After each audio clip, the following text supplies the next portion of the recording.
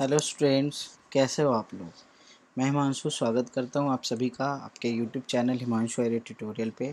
अब देखो, इस सेशन में हम लोगों 150 क्वेश्चन करने जा रहे हैं एमसीक्यू किस चैप्टर के। तो हम लोगों ने देखो पिछले कुछ दिनों में ये लाइव प्रोसेस चैप्टर ख़त्म किया था। मैंने बोला भी था इसे एक बार रिवाइज़ कर लोगे, ठीक है। मैं उम्मीद करता हूँ कि आप लोग रिवाइज़ करके ही आए होगे, ठीक है ना। तो इस चैप्टर को शुरू करेंगे। यहाँ पे हम लोग टोटल 150 क्वेश्चन करेंगे, ठीक है ना। इसे करने से फ़ायदा क्या होगा कि सबसे पहले तो हमारा जो भी चैप्टर पढ़ा हुआ है वो एक बार ना ओवरऑल थ्रोली रिवाइज हो जाएगा, ये बात को समझो सबसे पहले। और दूसरा चीज़ देखो, यहाँ पे जो क्वेश्चंस होंगे वो बहुत सारे बेसिक्स लेवल के भी होंगे प्लस एडवांस लेवल के भी होंगे, जो कि कंपटीशन लेवल पे पूछे जाते हैं। तो जो भी क्वेश्चंस होंगे यहाँ हम उसे डीपली एक एक को करते जाएंगे, जैसे हम लोगों ने पूरे चैप्टर को पढ़ा वैसे ही। और देखो, इसके साथ साथ एक चीज़ पहले ही बतला देता हूँ आपको कि ये जो भी पीडीएफ आप यहाँ देख रहे हो, पीडीएफ पीपीटी जो भी, तो ये क्या करूँगा मैं, जैसे ही ये सेशन ख़त्म होता है तो इसे मैं अपने टेलीग्राम पे क्या कर दूँगा, अपलोड कर दूँगा, ठीक है ना। तो आपको क्या करना है, टेलीग्राम ज्वाइन कर लेना है हमारा। टेलीग्राम ज्वाइन करने के लिए आपको करना क्या है, देखो कुछ बच्चे पूछ रहे थे सर टेलीग्राम ज्वाइन नहीं होता है, मतलब वहाँ क्लिक करने से, क्योंकि मैंने क्या कर रखा है, अपने अवार्ड सेक्शन में टेलीग्राम का लिंक दे रखा है और वहाँ से ज्वाइन हो नहीं रहा है, ऐसा कुछ बच्चों का शिकायत था। तो देखो, आपको सबसे पहले तो क्या करना होगा, वहाँ ज्वाइन करने के लिए आपको सबसे पहले अपने फ़ोन में टेलीग्राम का ऐप इंस्टॉल करना होगा।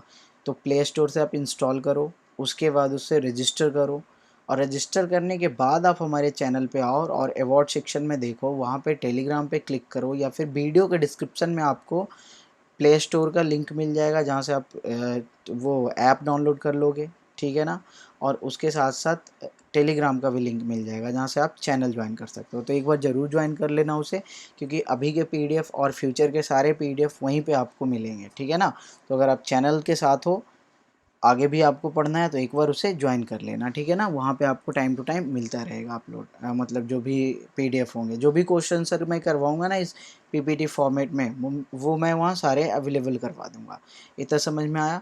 तो चलो अब टाइम वेस्ट नहीं करते हैं, इस सेशन को शुरू करते हैं। हाँ, ये देखो, इस सेशन का नाम मैंने रखा है मैराथन सेशन।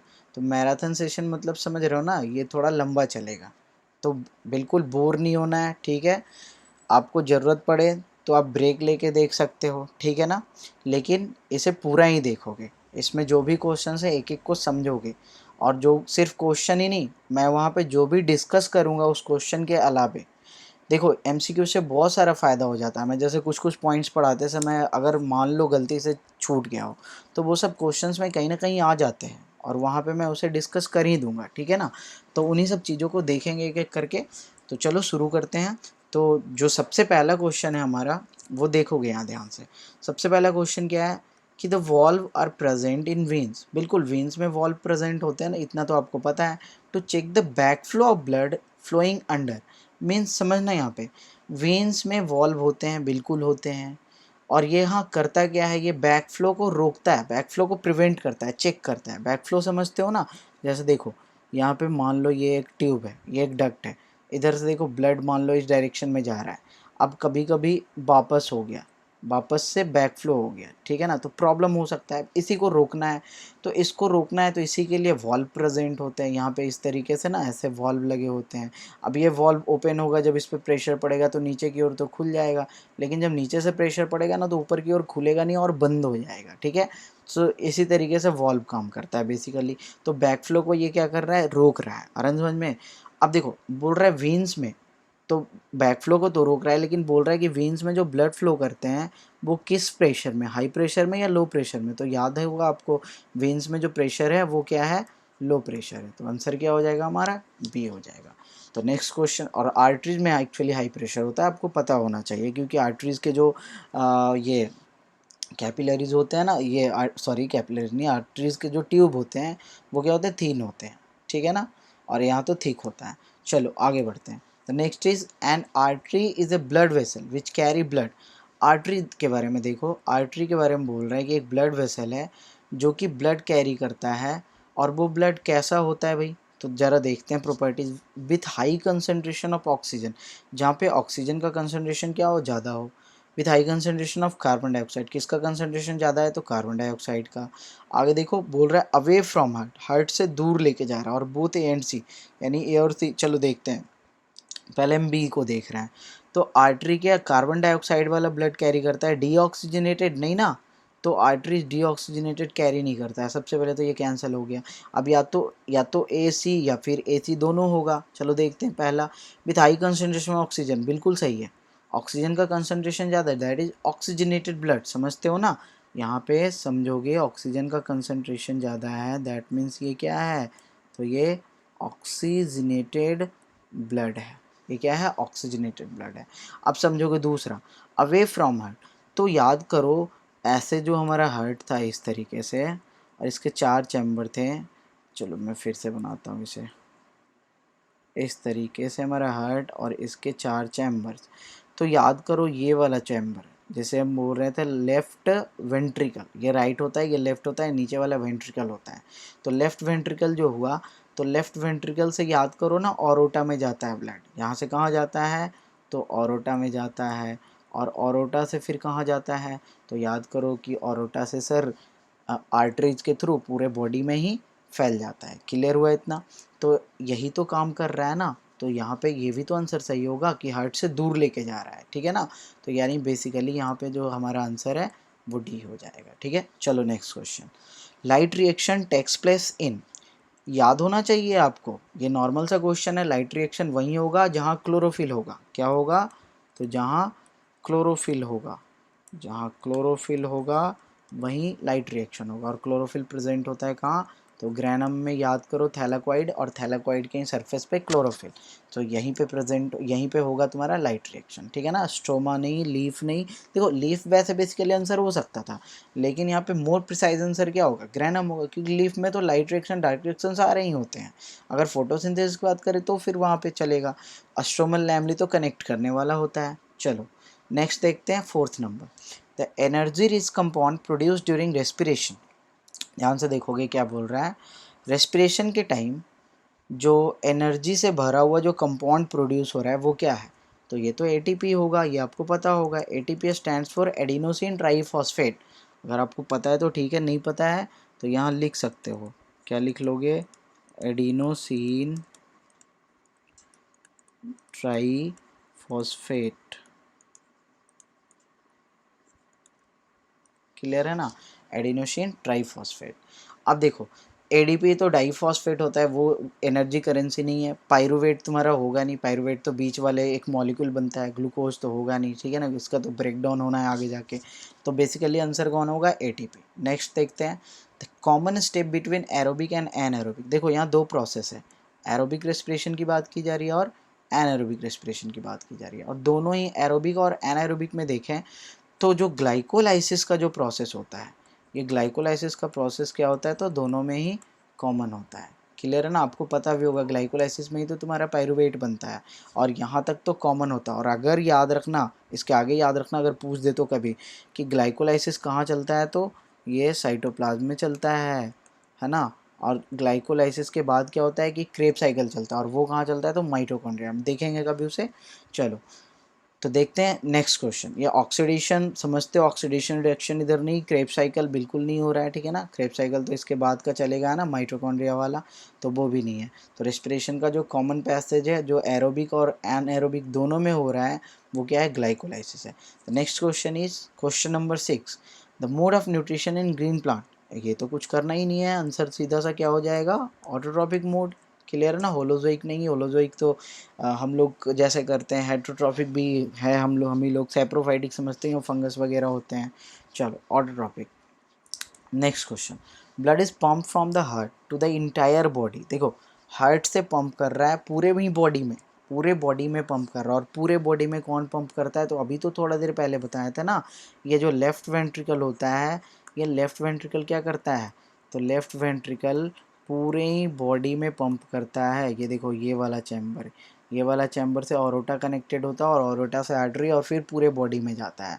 तो हार्ट से पूरे बॉडी में लेफ्ट वेंट्रिकल। क्लियर है। Next question, if a person is put on dialysis, देखो डायलिसिस आपको पता होगा, डायलिसिस कहाँ पढ़े थे, एक्सक्रीटरी सिस्टम में पढ़े थे, वहाँ पे किडनी में प्रॉब्लम हो गया था ना, तो डायलिसिस करवाना पड़ा था।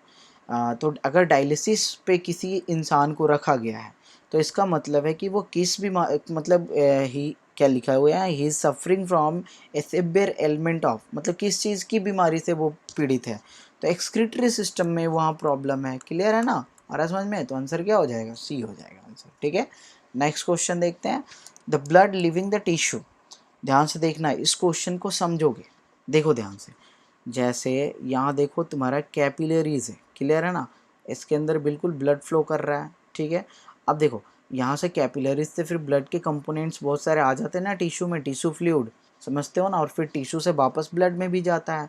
अब देखो इसके बगल में मान लो ये सारे टिश्यू है, tissue means basically group of cells ना, इतना तो समझते होगे।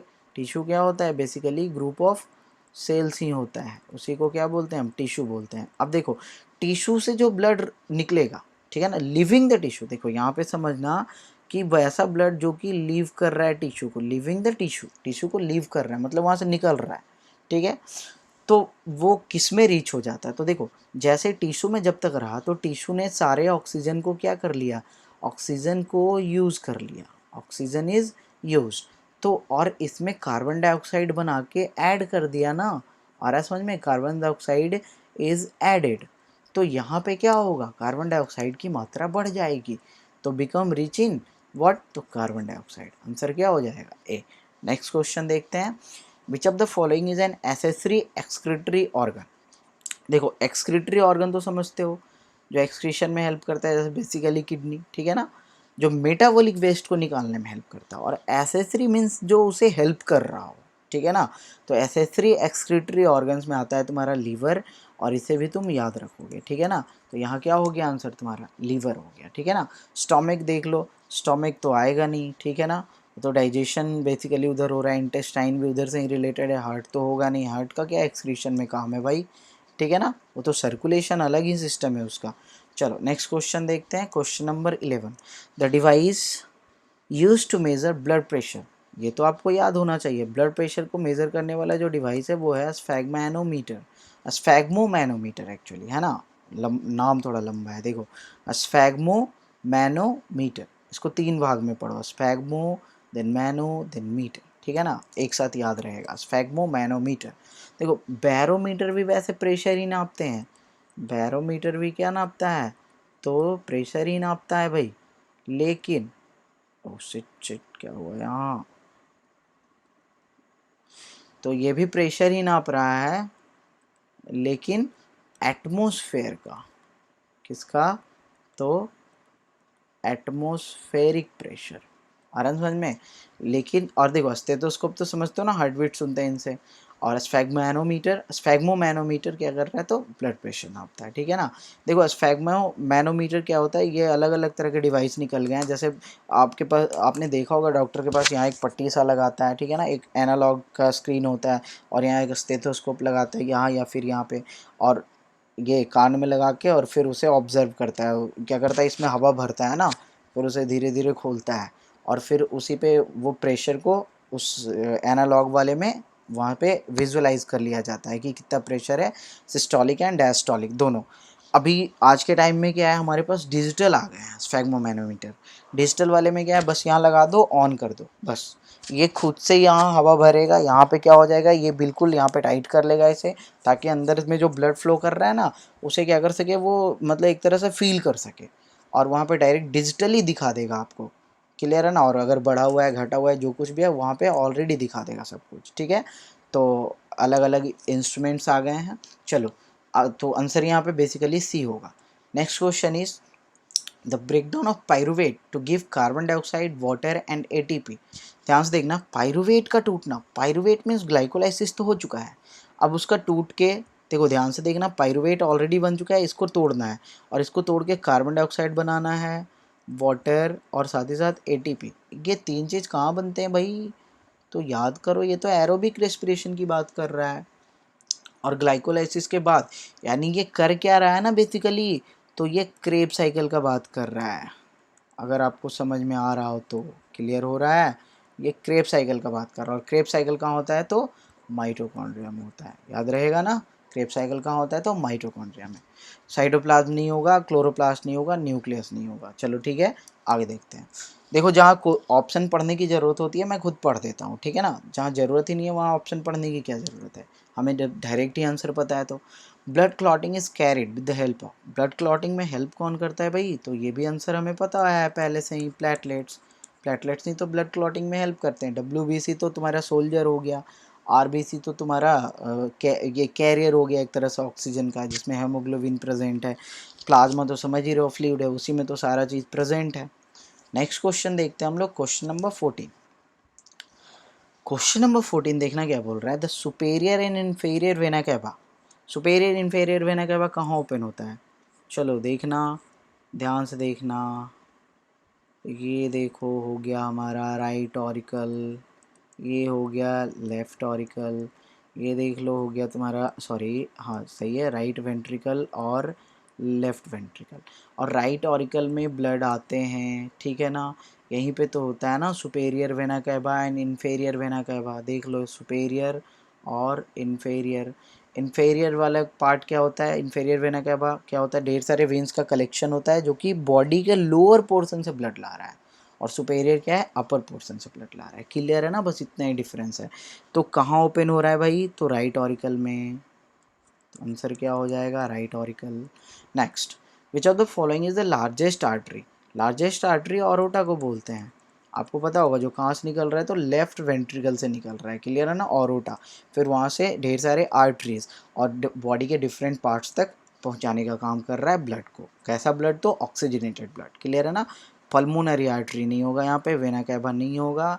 वेना कैवा वीन होता तो होता है ना, नन ऑफ दिस भी नहीं होगा। चलो next, lime water. Lime water जो होते हैं, ठीक है ना, लाइम वाटर जो होते हैं कैल्शियम हाइड्रोक्साइड ना, जो भी हो, turns milky by blowing air. उसमें जब हवा डालते हैं हम ये मौत से, ये देखो ब्लोइंग एयर मीन्स यहाँ पे किसकी बात हो रही है? तो यहाँ पे ना एक्सहेल्ड एयर की बात हो रही है। एक्सहेल्ड एयर किसकी बात हो रही है? तो एक्सहेल्ड एयर। आ रहा है समझ में?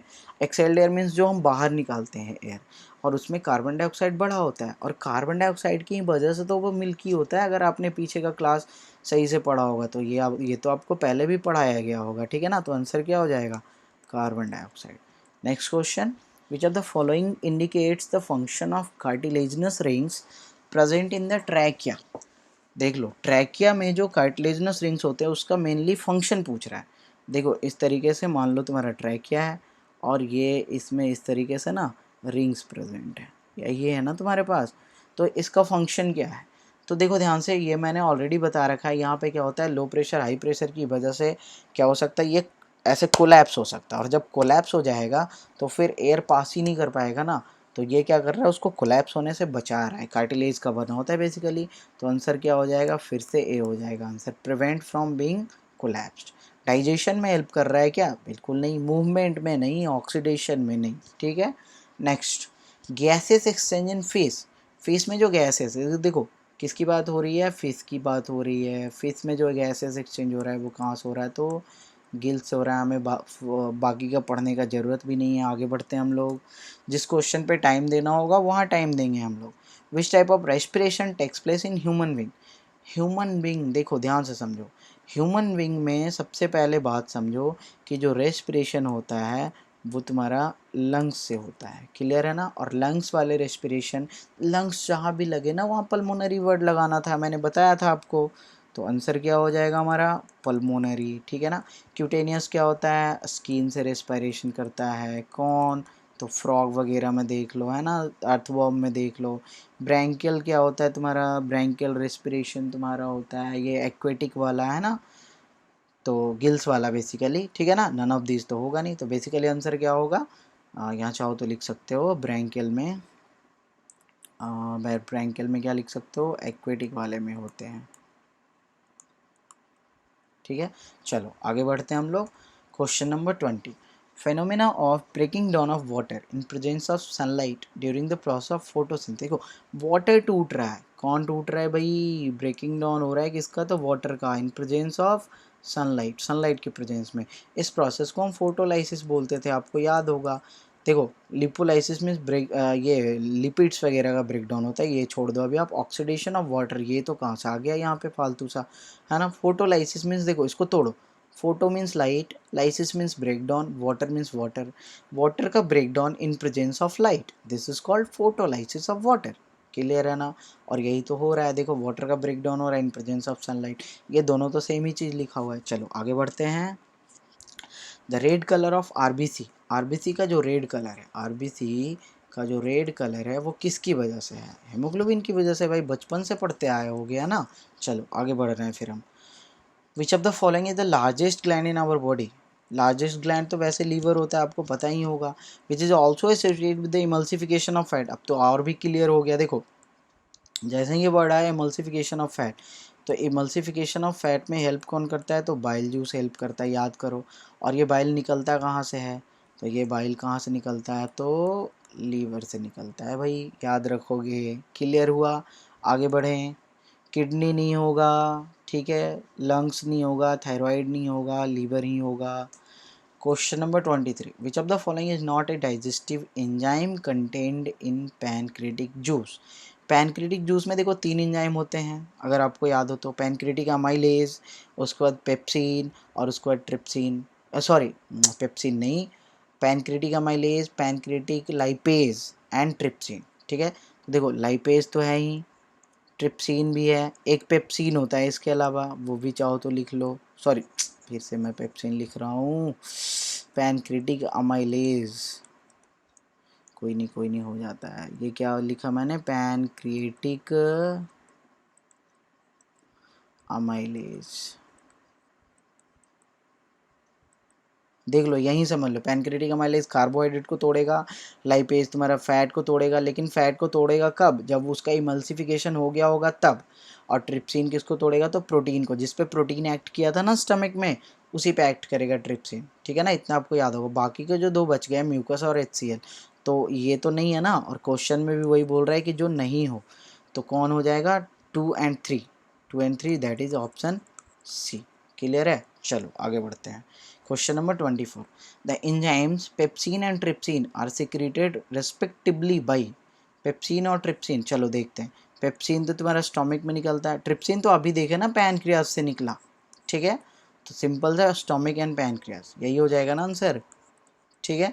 स्लैबरी ग्लैंड से तो आएगा नहीं ये सब, स्लैबरी ग्लैंड से तो स्लैबरी अमाइलेज निकलते हैं। पैनक्रियाज चलो ठीक है, फिर भी लीवर नहीं है वो आएगा इधर, लीवर से कौन सा पेप्सिन निकलता है भाई? बाइल निकलता है, यहाँ भी लीवर से बाइल निकलेगा, आंसर तो ए ही होगा। आगे देखते हैं। Raw materials required in the autotrophic mode of nutrition involves, देख लो फोटोसिंथेसिस करने के लिए क्या क्या चाहिए ना, वही यहाँ पे पूछा जा रहा है। तो फोटोसिंथेसिस के लिए कार्बन डाइऑक्साइड चाहिए, तो हाँ चाहिए। क्लोरोफिल हाँ चाहिए। सनलाइट बिल्कुल चाहिए। नाइट्रोजन नहीं चाहिए क्लोरोफिल के लिए। नाइट्रोजन पढ़े थे क्या कहीं क्लोरोफिल में? ये फोटोसिंथेसिस के लिए नहीं ना। तो यहाँ पे ये नहीं होगा, means 1 to 4, 1 to 4 option C. Clear है ना। चलो आगे देखते हैं। The enzymes content in pancreatic juice, pancreatic juice में जो एंजाइम है वो किस में हेल्प करता है? डाइजेशन का। अच्छा, किसका डाइजेशन करवाता है ना। तो अभी तो पता है ना, वहाँ कार्बोहाइड्रेट का भी डाइजेशन हो रहा है, फैट का भी और प्रोटीन का भी, ये तीनों आने चाहिए। प्रोटीन फैट कार्बोहाइड्रेट बिल्कुल। अब देखो यहीं पे समझ लो आप, यहाँ पे एंजाइम का नाम नहीं था। अगर मान लो एंजाइम का नाम रहता सीरियल नंबर से, फर्स्ट सेकेंड और थर्ड नंबर, है ना, तो यहाँ पे इसको भी सीरियल नंबर से रहना होता, ठीक है। वहाँ पे सीरियल नंबर देखते हैं, लेकिन यहाँ पे क्या है, कोई भी सीक्वेंस में रहेगा तो भी आंसर हमारा सही होगा, चाहे फैट पहले ही क्यों ना लिखा हो। ये जो फैट है ये पहले ही क्यों ना लिखा हो, उससे मतलब नहीं है हमें। आगे बढ़ें।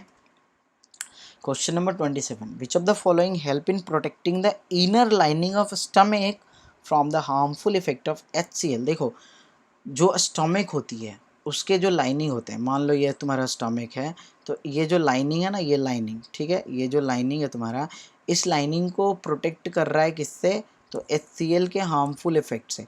अब देखो HCl तो निकलता है ना स्टमक में, आपको पता होगा कि जो HCl, जो यहाँ पे कुछ चीप सेल्स होते हैं वो HCl निकालता है, ठीक है। अब देखो यहीं पे समझना कि ये HCl ना इतना ज़्यादा एसिडिक होता है कि अगर उसे हाथ पे रख दो ना तो हाथ को जला देगा, ठीक है।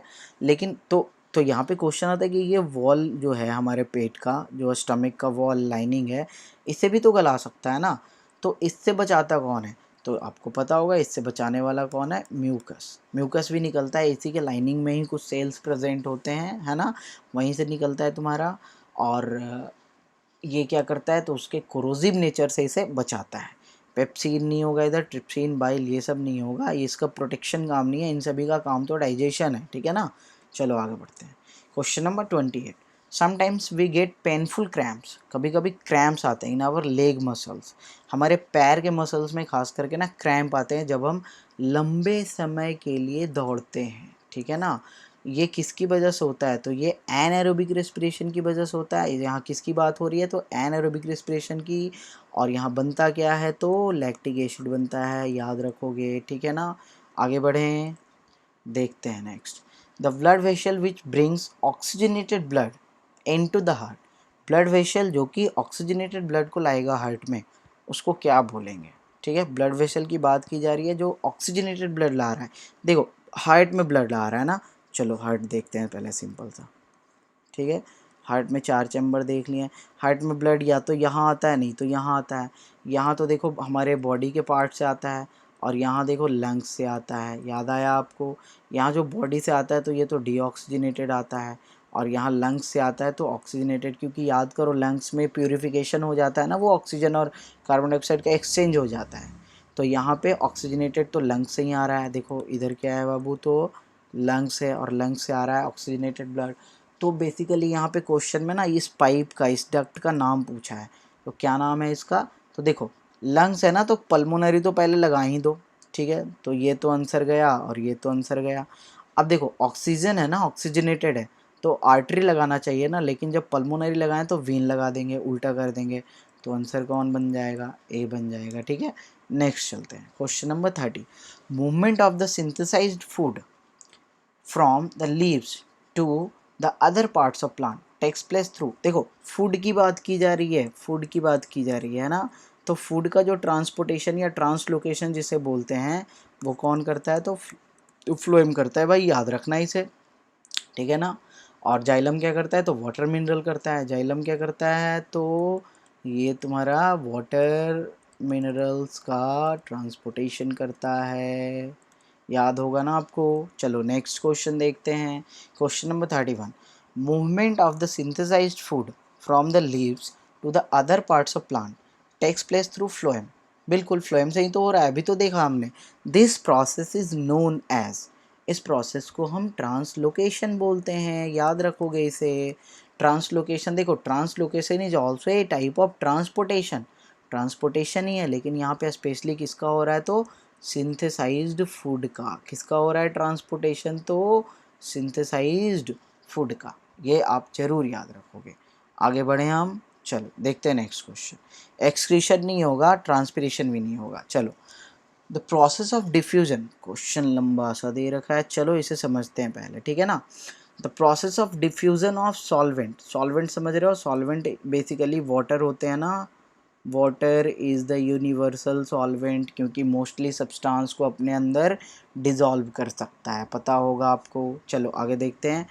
तो डिफ्यूज़न ऑफ सॉल्वेंट यानी वाटर, वाटर का जो मूवमेंट है उसी के बारे में बोल रहा है। From a region of less solute concentration, ध्यान से देखोगे सॉल्यूट का कंसंट्रेशन क्या है? कम है, देखना ध्यान से, मैं इसे लिखता हूँ। सॉल्यूट क्या है बाबू? कम है। तो दैट मीन्स वाटर का कंसंट्रेशन क्या है? ज़्यादा है। और जहाँ वाटर का कंसंट्रेशन ज़्यादा होता है, ऐसे सॉल्यूशन को हम बोलते हैं हाइपोटोनिक सॉल्यूशन, ठीक है ना। तो पहला वाला सॉल्यूशन हाइपोटोनिक हो गया। To, a region of high solute, इधर क्या है? तो इधर सॉल्यूट ज़्यादा है, इधर क्या है? सॉल्यूट, सॉल्यूट क्लियर है ना, सॉल्यूट ज़्यादा है। तो सॉल्वेंट यानी वाटर क्या है? वाटर क्या है? तो कम है, दैट इज़ ये क्या है? तो हाइपरटोनिक है। आप लोगों ने ये पढ़ा होगा पहले, ये क्या है? हाइपरटोनिक है, 9th क्लास में पढ़ना है ये ऑस्मोसिस, ठीक है ना। तो ये ऑस्मोसिस ही बेसिकली बोल रहा है। तो देखो ना, हाइपोटोनिक टू हाइपोटोनिक चला गया। इसी मूवमेंट को तो हम ऑस्मोसिस बोलते हैं। वाटर का मूवमेंट हो रहा है ना, किसका मूवमेंट हो रहा है? वाटर का। देखो सॉल्वेंट दैट इज वाटर का, ठीक है ना। लेस सॉल्यूट मीन्स वाटर का हाई कंसंट्रेशन से हाई सॉल्यूट यानी वाटर का लो कंसंट्रेशन में जाना क्या कहलाता है? तो ऑस्मोसिस कहलाता है। थ्रू ए सेमी परमिएबल, बिल्कुल क्लियर है ना। ये जो डिफिनीशन लिखा हुआ है ऑस्मोसिस का, ठीक है। चलो आगे बढ़ते हैं। और कुछ ऑप्शन था क्या? ट्रांसपिरेशन, ट्रांसलोकेशन, बिल्कुल नहीं। नेक्स्ट देखते हैं, which among the following procedure is used for cleaning the blood of a person by separating the waste substance from it. समझोगे? याद करो आर्टिफिशियल किडनी को। आर्टिफिशियल किडनी में क्या कर रहे थे? एक ऐसे था ना हमारे पास डायलाइज़र था, है ना, जिसमें ऐसे ऐसे ढेर सारे पाइप निकले हुए थे। इसमें हमने आर्टरीज से ब्लड को डाला था और ये ब्लड इस पाइप से होते हुए ऐसे ऐसे गुजरा था। नीचे से हमने डायलाइजिंग सॉल्यूशन भी दिया था और यहाँ पे हमने कलेक्ट कर लिया था यूरिन को, यानी कि उसमें बेसिकली यूरिया ही तो था। तो हमने ब्लड को क्या किया? क्लीनअप किया ना, क्लीनअप किया ना। कैसे? तो उसके वेस्ट को सेपरेट करके। देखो वेस्ट को यहाँ मैंने सेपरेट किया, याद आ रहा है कुछ? ये वीडियो में मैंने ऑलरेडी बता रखा है एक्सक्रीशन में, आर्टिफिशियल किडनी वाले में। तो यही तो था हमारा। तो इस प्रोसेस को हम क्या बोलते हैं? इस प्रोसेस को हम डायलिसिस बोलते हैं, अगर आपको याद हो तो। क्लियर हुआ? चलो आगे बढ़ते हैं हम लोग। देखते हैं क्वेश्चन नंबर 34। 34 क्वेश्चन कहता है कि the excretory unit of human excretory system is known as. Human excretory system का जो यूनिट है, क्या क्या क्या यूनिट की बात की जा रही है? ये तो नेफ्रॉन है ना, सिंपली। नेफ्रीडिया नहीं, ये तो तुम्हारे आर्थ्रोपोड्स वगैरह में होते हैं। न्यूरॉन्स, न्यूरॉन्स तो नर्वस सिस्टम है ना। किडनी तो होगा नहीं, किडनी तो बेसिकली ऑर्गन हो गया, यूनिट कहाँ से होगा? क्या होगा? नेफ्रॉन होगा। चलो next, plants uses the energy stored in the form of ATP. बिल्कुल, देखो एटीपी के फॉर्म में जो एनर्जी स्टोर्ड है उसको यूज़ करता है to accomplish the process of transport. Okay, transport कर रहे हैं एटीपी के यूज से, किसका? तो देखो ये तो आपको समझना होगा। ये इसके लिए एक लाइन लिख लोगे आप कहीं पे कि जो ट्रांसलोकेशन होता है, याद रखना इसको।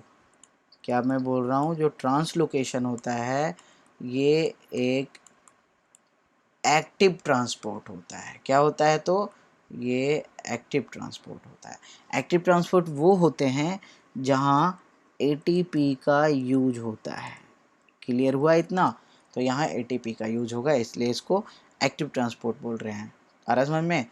तो एटीपी का यूज हो रहा है, तो कहाँ? फूड। फूड कहाँ है हमारा? ऑप्शन डी, ठीक है ना। वाटर मिनरल बिल्कुल नहीं होगा, ऑक्सीजन भी नहीं होगा, ठीक है ना। चलो नेक्स्ट बढ़ते हैं हम लोग। Valves are absent. Valves absent कहाँ होंगे? याद करो, पहले ही बता रखे हैं। वॉल्व्स वहीं पे एब्सेंट होंगे जहाँ का प्रेशर क्या होगा? तो प्रेशर हाई होगा, तब ना वॉल्व की कोई ज़रूरत ही नहीं होगी वहाँ पे, क्योंकि बैक फ्लो होने ही नहीं देगा वहाँ पे। इतने प्रेशर में जा ही रहा है ना कि वो बैक फ्लो कर ही नहीं सकता है। तो ये क्या होगा तुम्हारा? आर्टरीज। क्लियर है ना? वीन्स नहीं। अगर यहाँ कैपिलरीज होता ना तो फिर वो भी आंसर आता, क्योंकि कैपिलरीज में भी वॉल्व नहीं होते हैं, बट यहाँ वीन्स है, बोथ है, तो फिर आर्टरीज आ जाएगा। चलो नेक्स्ट देखते हैं। Next is 37, arteries and veins are connected by a network of extremely narrow tubes called है। देखो इसके लिए मैं आपको कुछ समझाता हूँ, समझना, आपको खुद समझ में आ जाएगा आंसर। ये देखो हमारा आर्टरी होता है, ये मैंने ऑलरेडी इसका डायग्राम बना रखा है जब मैं पढ़ा रहा था, आप चाहो तो दोबारा से भी देख सकते हो। ये क्या हो गया बाबू? तो ये समझ लो आर्टरी है। क्लियर है ना? ये क्या है? आर्टरी है।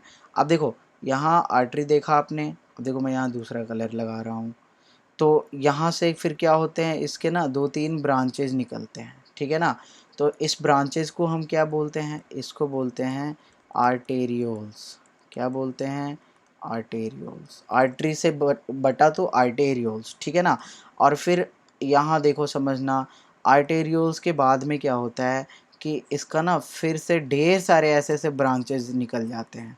आ रहा समझ में? यहाँ पे बहुत ही बिल्कुल minute, shit shit shit shit, क्या हो क्या जाता है इसे, यहाँ पे ढेर सारे ऐसे ब्रांचेज निकल गए हैं।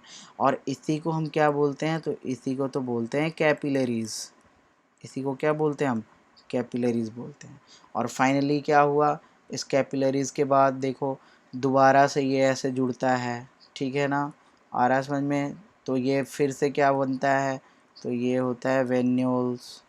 और वेन्यूल्स के बाद देखो फिर से क्या हो रहा है, तो देखो मैं फिर से यहाँ पे रेड कलर का ही इस्तेमाल कर रहा हूँ, फिर से यहाँ पे क्या बन जाता है, तो वीन्स बन जाते हैं। आ रहा समझ में, या सिंपली वीन एस नहीं, ठीक है।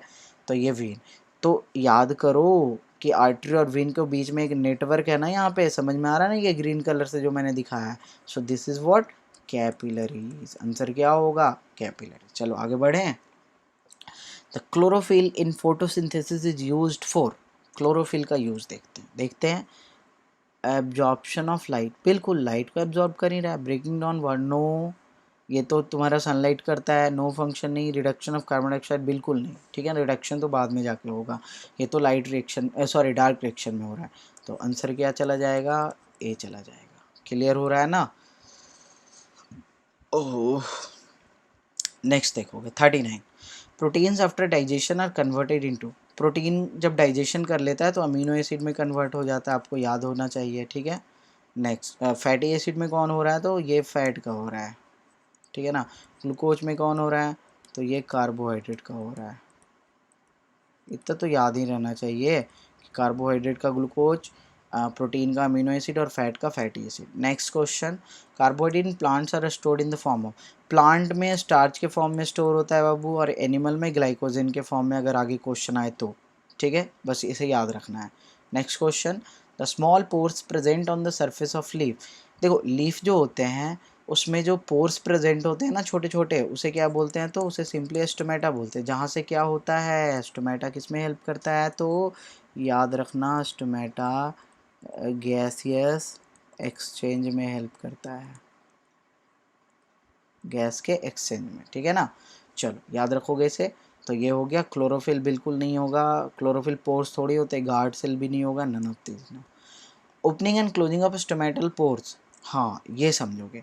स्टोमेटा जैसे ओपन हो रहा है या क्लोज हो रहा है, वो किसकी वजह से हो रहा है, तो देखो गार्ड सेल आपने पढ़ रखा है, ये इस तरीके से देखो होता है ना तुम्हारा, ये याद करो आप, ऐसे करके होता है तुम्हारा स्ट्रक्चर कुछ, ठीक है ना। इसमें थोड़ा सही से बना नहीं, ये थोड़ा छोटा हो गया ना, चलो कोई नहीं, इसे बड़ा कर देते हैं।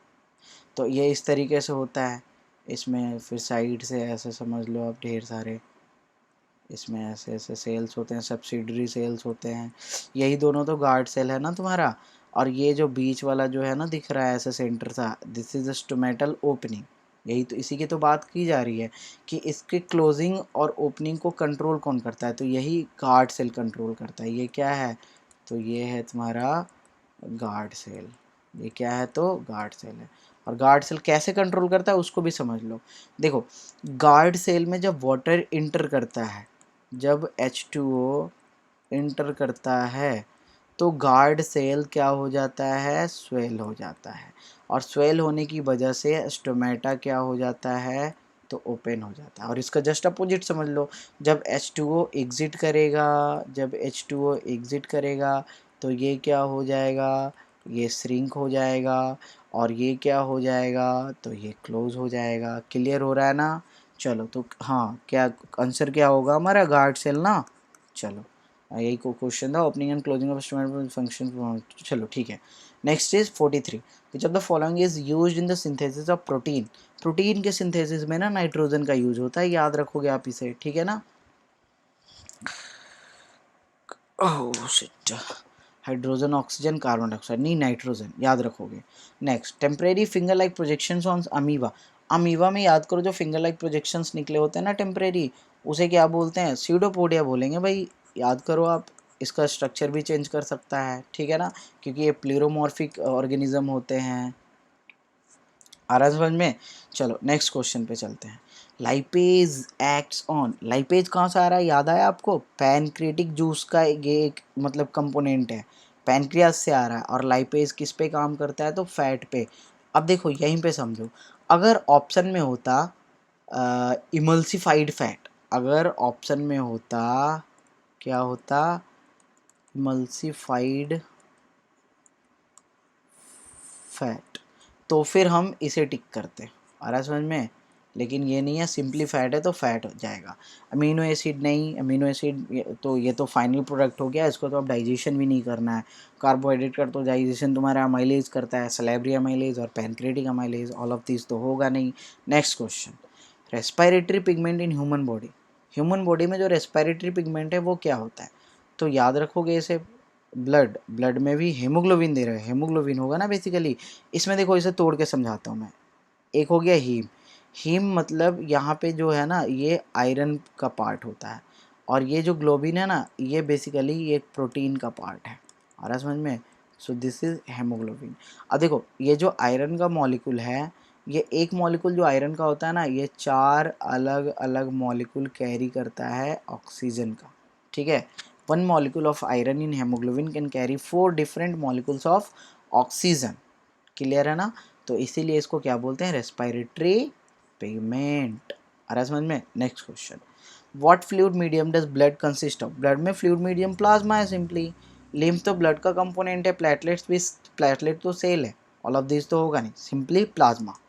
प्लाज्मा में ही ना सारे उसके सेल्स क्या होते हैं, तैर रहे होते हैं या फ्लोट, जो भी इम्बेडेड होते हैं या जो भी हैं, ठीक है। नेक्स्ट, ये हमने देख लिया। हाँ, which of the following are energy giving food. Energy giving food carbohydrate और फैट होते हैं। कहाँ है? Option A. क्लियर है ना? प्रोटीन देखो बॉडी बिल्डिंग होते हैं, मिनरल सॉल्ट तो हटा ही दो, विटामिन्स प्रोटेक्टिव होते हैं, ये बॉडी बिल्डिंग होते हैं, और वाटर रफेज समझ रहे हो ना, ये बेसिकली डाइजेशन को इम्प्रूव करता है तुम्हारा। इसका तो न्यूट्रिशनल रोल कुछ है भी नहीं, ठीक है। चलो आगे बढ़े हम।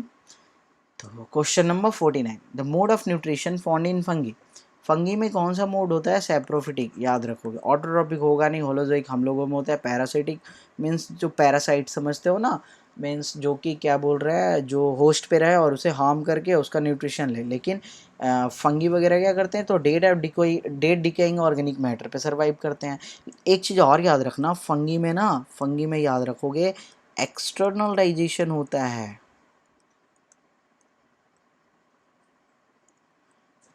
फंगी में क्या होता है, तो एक्सटर्नल डाइजेशन। कैसे होता है मैंने बता रखा है आपको, पढ़े होगे तो ज़रूर याद होगा।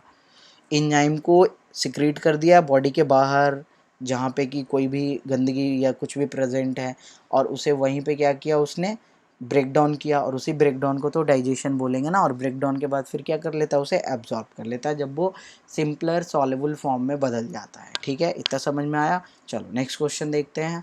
The site of photosynthesis in the cells of a leaf. Leaf में फोटोसिंथेसिस का साइट क्या होता है? ओके, ये क्वेश्चन है, site of photosynthesis in the cell of leaf. तो ये तो क्लोरोप्लास्ट है ना सिंपली, इसमें क्यों सोच रहे हैं हम लोग, है ना, क्लोरोप्लास्ट। माइटोकॉन्ड्रिया पावर हाउस होता है, साइटोप्लाज्म तो साइटोप्लाज्म में ही सब कुछ हो रहा है, ये आंसर थोड़ी ना जाएगा।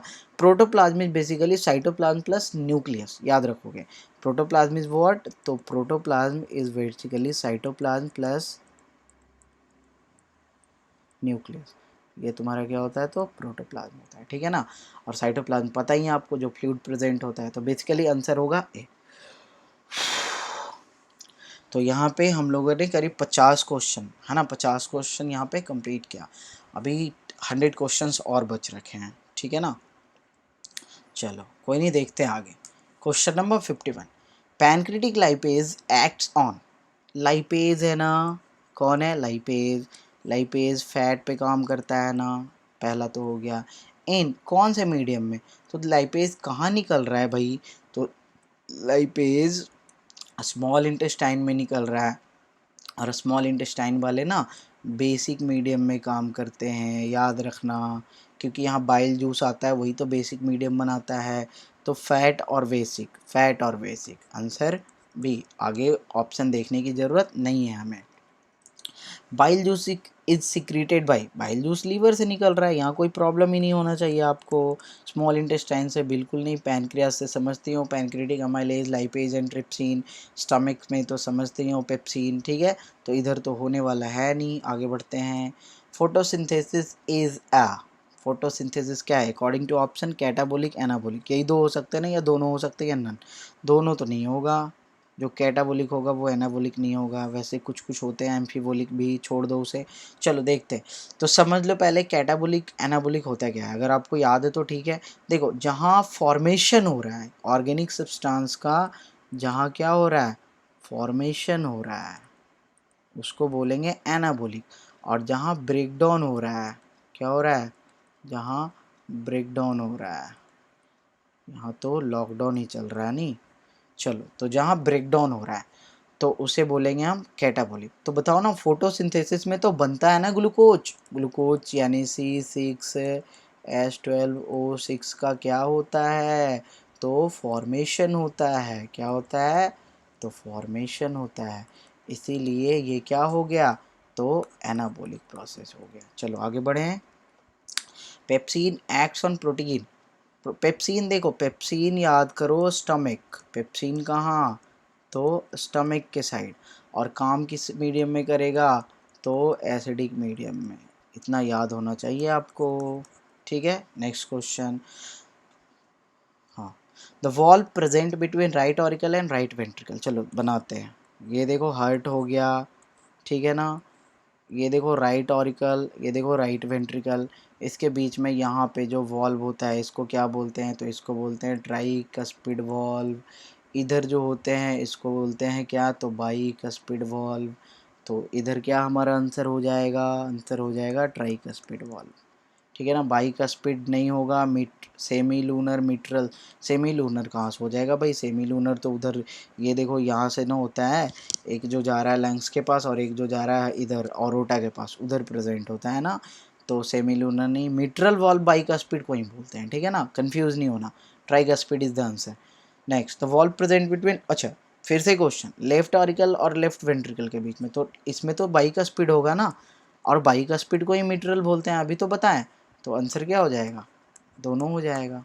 ठीक है ना, both A and C. Tricuspid तो होगा नहीं, ट्राइकस्पिड कहाँ है, ये तो राइट वाले में प्रेजेंट है।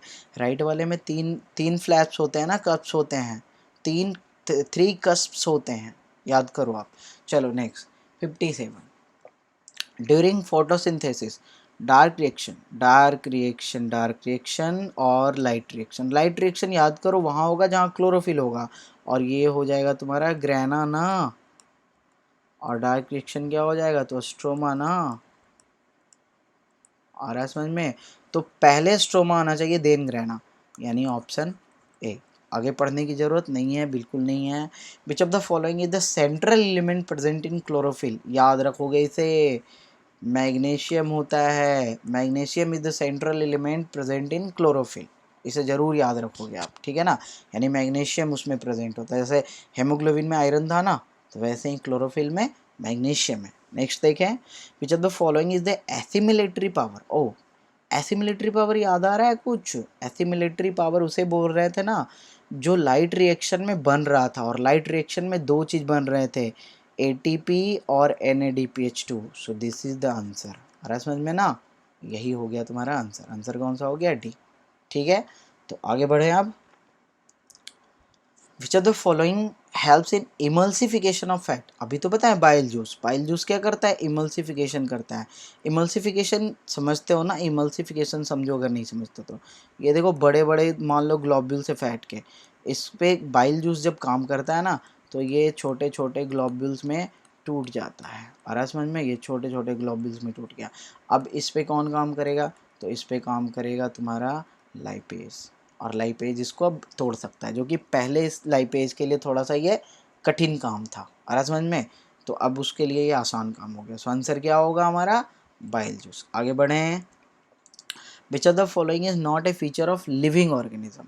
लिविंग ऑर्गेनिज्म का कौन सा इनमें से फीचर नहीं है, इसको समझेंगे थोड़ा सा डिटेल में। ठीक है ना, चलो थोड़ा कलर चेंज करते हैं, समझना यहाँ पे। इंट्रिंसिक ग्रोथ, इंट्रिंसिक ग्रोथ को समझोगे पहले, दिख नहीं रहा है इससे, कोई नहीं कोई नहीं, रेट पे ही आ जाते हैं हम लोग। तो सबसे पहले देखो इंट्रिंसिक ग्रोथ क्या होता है, ठीक है ना, फिर देखेंगे एक्सट्रिंसिक ग्रोथ, फिर हम देखेंगे मेटाबॉलिज्म, और फिर देखेंगे कॉन्सिस्टेंस। ठीक है, तो सबसे पहले देखो इंट्रिंसिक ग्रोथ क्या होता है बाबू, तो इनसाइड ग्रोथ, बॉडी के अंदर से ग्रोथ, आ रहा समझ में, यानी सेल डिवीजन हो रहा है उसकी वजह से ग्रोथ, इंट्रिंसिक ग्रोथ। तो इंट्रिंसिक ग्रोथ तो हाँ, इंट्रिंसिक ग्रोथ होगा, ये सही है। दूसरा एक्सट्रिंसिक ग्रोथ, देखो extrinsic growth, extrinsic growth living organism में नहीं होता है, ये उसका फीचर नहीं है, ये गलत हो गया।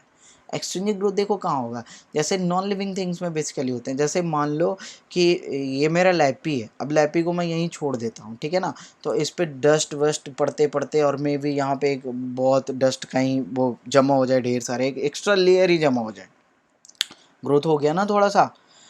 देख समझ में आ रहा है, ऐसे समझो कचड़े का ढेर है घर के सामने, म्यूनसिपलिटी वाला आ रहा है डेली वहाँ पे और डाल रहा है, मतलब म्यूनसिपलिटी वाला तो ले जाता है सॉरी, घर वाले हम लोग और वहाँ पे कचड़े डाल रहे हैं डालते डालते वहाँ पे एक माउंटेन ही खड़ा हो गया। सो this is extrinsic growth. Metabolism बिल्कुल होगा। कंसिस्टेंस समझ रहे हो ना, मैं पढ़ा रहा हूँ तुम समझ रहे हो, दैट इज कॉन्शियस हो तुम। अभी मान लो थोड़े समय में कि तुम्हारे घर के पीछे मतलब घर में कोई आवाज़ दे तुम्हें, तो तुम्हें वो भी पता चलेगा कि हाँ कि पापा ने आवाज़ लगाया। या फिर मान लो यहाँ पे कोई सामान वगैरह गिर जाए आसपास में, तो तुम जल्दी से दौड़ के जाओगे क्या गिरा देखने के लिए, या कुछ भी है ना, तो कॉन्शियस हो ना, अपने इन्वायरमेंट के प्रति, स्टिमुलस के प्रति कॉन्शियस हो। क्लियर है? सो दिस इज कॉन्शियसनेस, ये भी प्रॉपर्टी है। तो आंसर क्या जाएगा, आंसर चला जाएगा एक्सट्रिंसिक प्रॉपर्टी, ये लिविंग ऑर्गेनिज्म की कैरेक्टर नहीं है।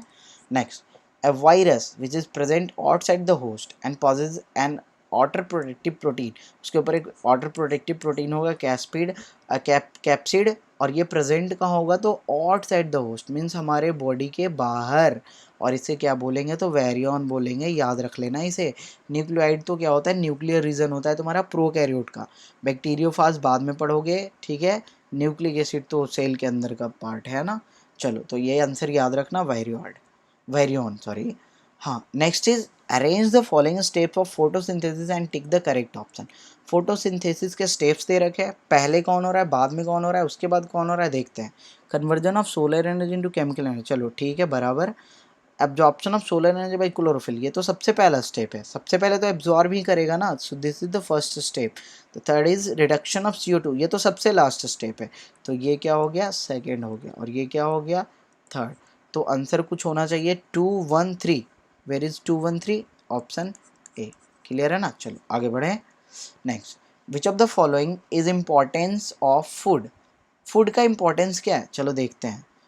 It provide energy which is required by our body, बिल्कुल है, जो हमारे बॉडी को, जैसे मैं अभी इतने देर से बोल रहा हूँ, 1-1.5 घंटे हो गए होंगे ना, इतने देर से पढ़ा रहा हूँ तुम्हें, ये क्वेश्चन आंसर करवा रहा हूँ, तो एनर्जी तो मेरे यूज़ हो रहा है ना, आ रहा है समझ में। ये कहाँ से आ रहा है, तो मैं यहाँ खा पी के बैठा हूँ ना भाई, तब तो आ रहा है। अभी थोड़ी देर में एनर्जी लॉस होगा, ये सेशन करने के बाद फिर जाके खाना खाऊंगा। The next point is it help in building different body components, बिल्कुल। कहीं भी डैमेज हो रहा है कोई बॉडी कंपोनेंट, तो उसको बनाने का भले ही काम सेल में डिफरेंट डिफरेंट चीज़ों का है, ठीक है, कंपोनेंट्स का है, लेकिन उसको भी तो रॉ मटेरियल चाहिए ना, तो बिल्कुल फूड ही तो प्रोवाइड करेगा वो। Next, it help in providing materials used in formation of hormones, hormones enzymes भी तो कुछ केमिकल्स ही है ना, है, और वो भी कहाँ से आ रहे हैं, तो फूड से ही तो आएगा, फूड से ही ना बनेगा, फूड के हेल्प से बनेगा बेसिकली। तो बेसिकली आंसर क्या हो जाएगा, ऑल ऑफ दिस। आगे बढ़ें। Next question is which of the following is the by product of photosynthesis. By product समझ रहे हो, जो एक्स्ट्रा प्रोडक्ट हो गया, यानी एक्सक्रीटरी प्रोडक्ट, यानी जो उसे बाहर निकालना है। सबसे पहला क्वेश्चन देखोगे यहाँ, मतलब ऑप्शन देखोगे, CO2। CO2 तो यूज हो रहा है ना, CO2 is being used, not produced. H2O also used, ठीक है ना। C6 चलो प्रोड्यूस हो रहा है, लेकिन this is not a by product. ये क्या है, तो ये तो यूजफुल प्रोडक्ट है भाई। ऑक्सीजन देखो, this is the by product. Oxygen क्या होता है, वो निकाल देता है। देखो यहाँ पे आप सोच सकते हो कि सर ऑक्सीजन का भी तो यूज़ करता है ना प्लांट रेस्पिरेशन में, तो बिल्कुल करता है, लेकिन प्रॉब्लम ये है ना कि इतना ऑक्सीजन बनाया और उससे चाहिए बस इतना ही, तो बाकी का तो बेस्ट ही है ना। चलो इतना यूज़ कर लिया, बाकी का तो बेस्ट है ना, ये सभी क्या है, बेस्ट है। तो इसको तो उसे फेंकना है ना बॉडी से बाहर, क्योंकि नहीं फेंकेगा तो फिर यह स्पेस घेरे हुए रहेगा ना, और जब स्पेस घेरे हुए रहेगा तो फिर और भी वहाँ पे दूसरे चीज़ नहीं आ सकते हैं ना। समझ में आ रहा है? सो इसीलिए यहाँ पे क्या हो गया आंसर हमारा, तो आंसर हो गया ऑक्सीजन। क्या हो गया आंसर, ऑक्सीजन। नेक्स्ट देखते हैं 66। ऑटोट्रॉप्स आर ऑल्सो नोन है, ऑटोट्रॉप्स को प्रोड्यूसर बोलते हैं, आपने पिछले क्लास में भी पढ़ा होगा। कंज्यूमर्स तो हेटरोट्रॉप्स होते हैं, डीकम्पोजर्स जो डिकम्पोजिशन का काम करते हैं, सड़ाने गलाने का है ना, जो कि इन्वायरमेंट को क्लीन भी करते हैं। पैरासाइट वो होते हैं जो होस्ट पे रहते हैं और उन्हीं से न्यूट्रिशन गेन करते हैं। थक गए यार, चलो कोई नहीं, इसे आज कंप्लीट ही करेंगे। Question number 67, right part of heart contains. चलो देखते हैं। ये देखो हार्ट, हार्ट से बहुत सारे क्वेश्चन आ रहे हैं, नहीं हार्ट है भी तो इम्पोर्टेंट ना।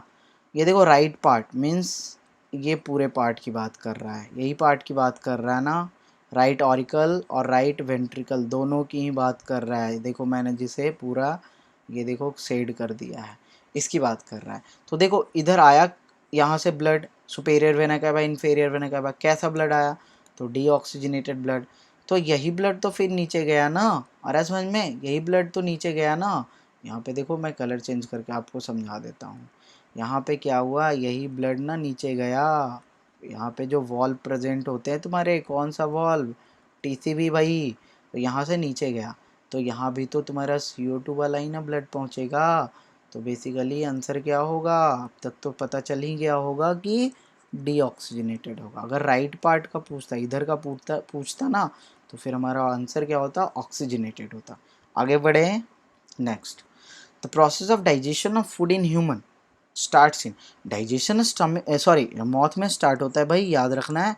स्टमक तो उसके बाद आता है, ओसोफेगस में तो डाइजेशन होता ही नहीं है। स्मॉल इंटेस्टाइन तो सबसे लास्ट में एक तरह से हो गया, जहाँ पे कि डाइजेशन कंप्लीट होता है। स्मॉल इंटेस्टाइन में डाइजेशन क्या होता है, कंप्लीटेड। ठीक है, इतना पॉइंट क्लियर हो रहा है। नेक्स्ट बढ़ते हैं, यहाँ क्या हो गया, मौत। Which of the following vascular tissue help in the process of translocation. आ गया देखो फिर से वही क्वेश्चन। ट्रांसलोकेशन मीन्स किसकी बात हो रही है, फूड की बात हो रही है। यहाँ पे कौन आएगा तो फ्लोएम आएगा। क्या होगा आंसर, फ्लोएम, बाकी कुछ नहीं सोचना हमें। पैरेन्काइमा कोलिनकाइमा हम लोगों ने पढ़ा है 9th क्लास में, ठीक है ना। चलो नेक्स्ट देखते हैं, क्वेश्चन नंबर 70।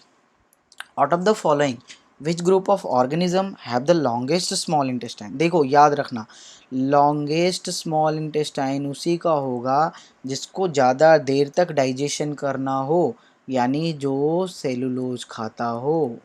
सेलुलोज एक कॉम्प्लेक्स कार्बोहाइड्रेट है जिसके डाइजेशन में टाइम लगता है, और इसीलिए वहाँ पे स्मॉल इंटेस्टाइन का लेंथ भी ज़्यादा होना चाहिए। और आंसर क्या चला जाएगा, तो हर्बीवोर्स। हर्बीवोर्स मीन्स गाय भैंस समझते हो ना, क्या खाते हैं, ग्रासेस खाते हैं, तो उसमें सेलुलोज ही तो है ना बेसिकली। ठीक है, तो कार्निवोर में तो सबसे छोटा होगा, इनफैक्ट ऑमनिवोर तो फिर भी ठीक है। आगे बढ़ते हैं, question number 71। While carrying out the starch test on leaf, starch test कर रहे हैं, why it is important to boil the leaf in alcohol. Alcohol में क्यों बॉयल करते हैं भाई, याद करो, टू डिजॉल्व द क्यूटिकल ना, बिल्कुल ना। To make the cell more permeable to iodine solution, नहीं है, ऐसा कुछ तो पढ़े नहीं थे हम लोग। टू रिमूव द क्लोरोफिल, पढ़े थे ना, क्लोरोफिल को रिमूव करने के लिए करते हैं। क्योंकि अगर क्लोरोफिल को रिमूव नहीं करोगे, देखो ये जो टेस्ट है, ये जो स्टार्च टेस्ट है, ध्यान से देखना, तो ये एक कलर प्रोवाइड करता है। कैसा कलर, तो blue black, blue black colour provide करता है, ध्यान से देखो। और इसी से हमें पता चलता है कि उसमें स्टार्च है।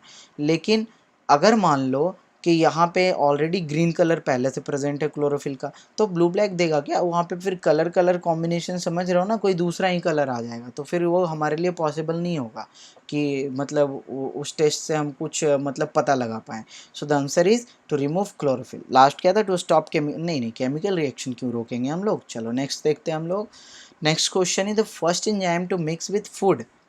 फूड में मिक्स होने वाला एंजाइम, तो देखो फूड में सबसे पहला एंजाइम तो काम करेगा तुम्हारा माउथ में, ठीक है। और यहाँ पे डाइजेशन किसका होगा, तो स्टार्च का, किसका होगा, स्टार्च का, करेगा कौन, तो अमाइलेज, याद रखना। सलाइब्री अमाइलेज, अमाइलेज में भी कौन सा, तो सलाइब्री अमाइलेज, क्योंकि देखो एक पैनक्रेटिक अमाइलेज भी तो होता है ना। तो यहाँ पे बेसिकली इसे ऑप्शन को भी थोड़ा सा सुधार लेना, सलाइब्री अमाइलेज कर लेना, ठीक है।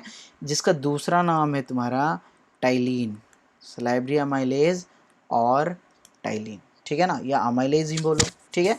चलो आगे बढ़ते हैं हम लोग। Next question, which of the following help in emulsification of fat. Fat का इमल्सिफिकेशन कौन करता है भाई, तो पढ़ चुके हैं ना हम लोग, इमल्सिफिकेशन तुम्हारा वाइल जूस करता है। ये क्वेश्चन शायद रिपीट हुआ है ना, चलो कोई नहीं, चलता है कुछ कुछ, है ना। तो ये बाइल जूस हो जाएगा। ट्रिप्सिन तो पता है ना तुम्हें, पेप्सिन ट्रिप्सिन, प्रोटीन पे चला गया, लाइपेज फैट पे, पेप्सिन तो है ही ना, प्रोटीन का डाइजेशन, ठीक है। चलो आगे बढ़ते हैं। The process of acquiring oxygen from outside the body and use it in the process of break down of food. देखो क्या कर रहा है, ऑक्सीजन एक्वायर कर रहा है इन्वायरमेंट से, outside of body that in environment से, और कहाँ यूज़ कर रहा है, तो ब्रेक डाउन में। किसका ब्रेक डाउन, फूड का, फॉर सेलुलर नीड्स, यानी जो भी सेल की ज़रूरतें हैं उसे पूरा करने के लिए। ये तो रेस्पायरेशन का सीधा सीधा डिफिनीशन लिखा हुआ है बाबू, इसमें कुछ सोचना ही नहीं है हमें, ठीक है ना। एक्सक्रीशन तो है नहीं, एक्सक्रीशन में कौन सा ब्रेक डाउन हो रहा है, एक्सक्रीशन में तो बस एक्सक्रीटरी प्रोडक्ट्स को हम बाहर निकालते हैं ताकि हमारा बॉडी टॉक्सिक ना हो जाए। सर्कुलेशन में तो चीज़ों को फ्लो करते हैं एक जगह से दूसरे जगह ब्लड की हेल्प से, बोथ तो आएगा नहीं। चलो बढ़ते हैं आगे। In case of human carbohydrate is stored, in case of human, यहाँ एक कॉमा लगा लो, है ना। Carbohydrate is stored in the form of carbohydrate, हाँ देखो मैंने इसे पहले ही बता रखा, प्लांट में स्टार्च और ह्यूमन में ग्लाइकोजेन। तो आंसर क्या होगा हमारा, आंसर ए हो जाएगा। चलो समझ में आया आपको। स्टार्च कहाँ होगा, तो प्लांट में होगा, ये भी क्वेश्चन आ चुका है पीछे, ठीक है। फैट नहीं होगा, नन ऑफ दिस नहीं होगा। नेक्स्ट देखते हैं, which of the following explains the function of mucus in the stomach. Mucus का फंक्शन इनमें से कौन है, म्यूकस HCl निकालता है क्या, बिल्कुल नहीं। To protect the inner lining of stomach from, बिल्कुल यही तो सही है, म्यूकस ही तो प्रोटेक्ट कर रहा था। To help in mixing food with the digestive juice, ना ना ना ये नहीं है, नन ऑफ दिस। तो आंसर क्या चला जाएगा, बेसिकली बी चला जाएगा। समझ में आया। ये मैंने पीछे भी बताया था, ये HCl हाईली एसिडिक होता है, हाथ पे डालोगे हाथ जल जाएगा, ठीक है ना। तो पेट भी तो जल के निकल सकता है ना बाहर, पेट ही फट गया, बस खा पी रहे हैं आराम से, किसी दिन पता चला कि ज़्यादा HCl निकला और ये है ना पेट फट के और सारा खाना बाहर, फिर प्रॉब्लम हो जाएगा ना भाई।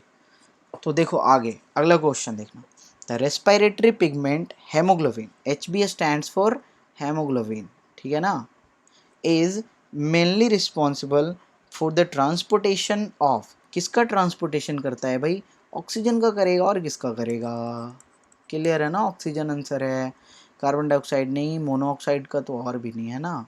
चलो वैसे कुछ कुछ सर्टेन केसेस में होता है, लेकिन वो बेसिकली प्लाज्मा करता है। चलो ठीक है, इसे आगे बढ़ते हैं। तो ऑक्सीजन नेक्स्ट देखेंगे, ट्रांसवर्स, एक मिनट, रेस्पिरेटरी मेनली रिस्पॉन्सिबल, हाँ ठीक है फिर, वैसे कार्बन मोनोऑक्साइड भी करता है ये ट्रांसपोर्ट, है ना, लेकिन यहाँ मेनली रिस्पॉन्सिबल है ना, तो ऑक्सीजन ही होगा, हाँ सही है। नेक्स्ट क्वेश्चन देखते हैं, transverse folds present in the wall of intestine are which are blank, which are, यहाँ पे कोई ऑप्शन आएगा, which are responsible for increasing the surface area. देखो सरफेस एरिया की इंक्रीज करने की बात कर रहा है, कहीं ना कहीं विलाई की बात हो रही है, एब्जॉर्प्शन के लिए बिल्कुल विलाई है ना, याद आया आपको, विलाई होगा, वेसल्स नहीं, आर्टरी वीन्स बिल्कुल नहीं, विलाई। विलाई करता है क्या है, सरफेस एरिया को इंक्रीज़ करता है, कैसे करता है मैंने आपको ऑलरेडी पढ़ाया है पीछे, ठीक है ना। क्या कर रहा है, जैसे देखो इस हाथ को समझो आप, कि जैसे ये मान लो वॉल है, यहाँ से होना है एब्जॉर्प्शन, तो ऐसे एक मॉलिक्यूल नीचे चला गया, ये दूसरा मॉलिक्यूल, लेकिन इसी पे समझो कि ढेर सारे ऐसे फिंगर लाइक प्रोजेक्शंस निकल गए हैं, ढेर सारे। तो अभी ये फिंगर लाइक प्रोजेक्शन अपने चारों तरफ से एब्जॉर्ब करके इस पॉइंट को दे रहा है, तो ढेर सारा एब्जॉर्प्शन हो रहा है ना एक ही प्लेस से, क्लियर हो रहा है ना। अरे समझ में नहीं, समझ में आ रहा है, यहाँ से देखो, ये देखो ऐसे है, तो ये देखो ऐसे एक एक पॉइंट, जैसे यहाँ पे आया, यहाँ पे ये देखो क्या हो रहा है, डिफ्यूज़ हो रहा है, बाहर से अंदर जा रहा है, आ रहा है समझ में, या यूँ कहो कि स्मॉल इंटेस्टाइन से अंदर की ओर जा रहा है बॉडी में, मतलब ब्लड में, ठीक है। तो ये हो गया। अब देखो दूसरा केस क्या है, कि यही वॉल है, लेकिन इस पे इस तरीके से तुम्हारे फिंगर लाइक प्रोजेक्शंस निकले हुए हैं, ऐसे मान लो।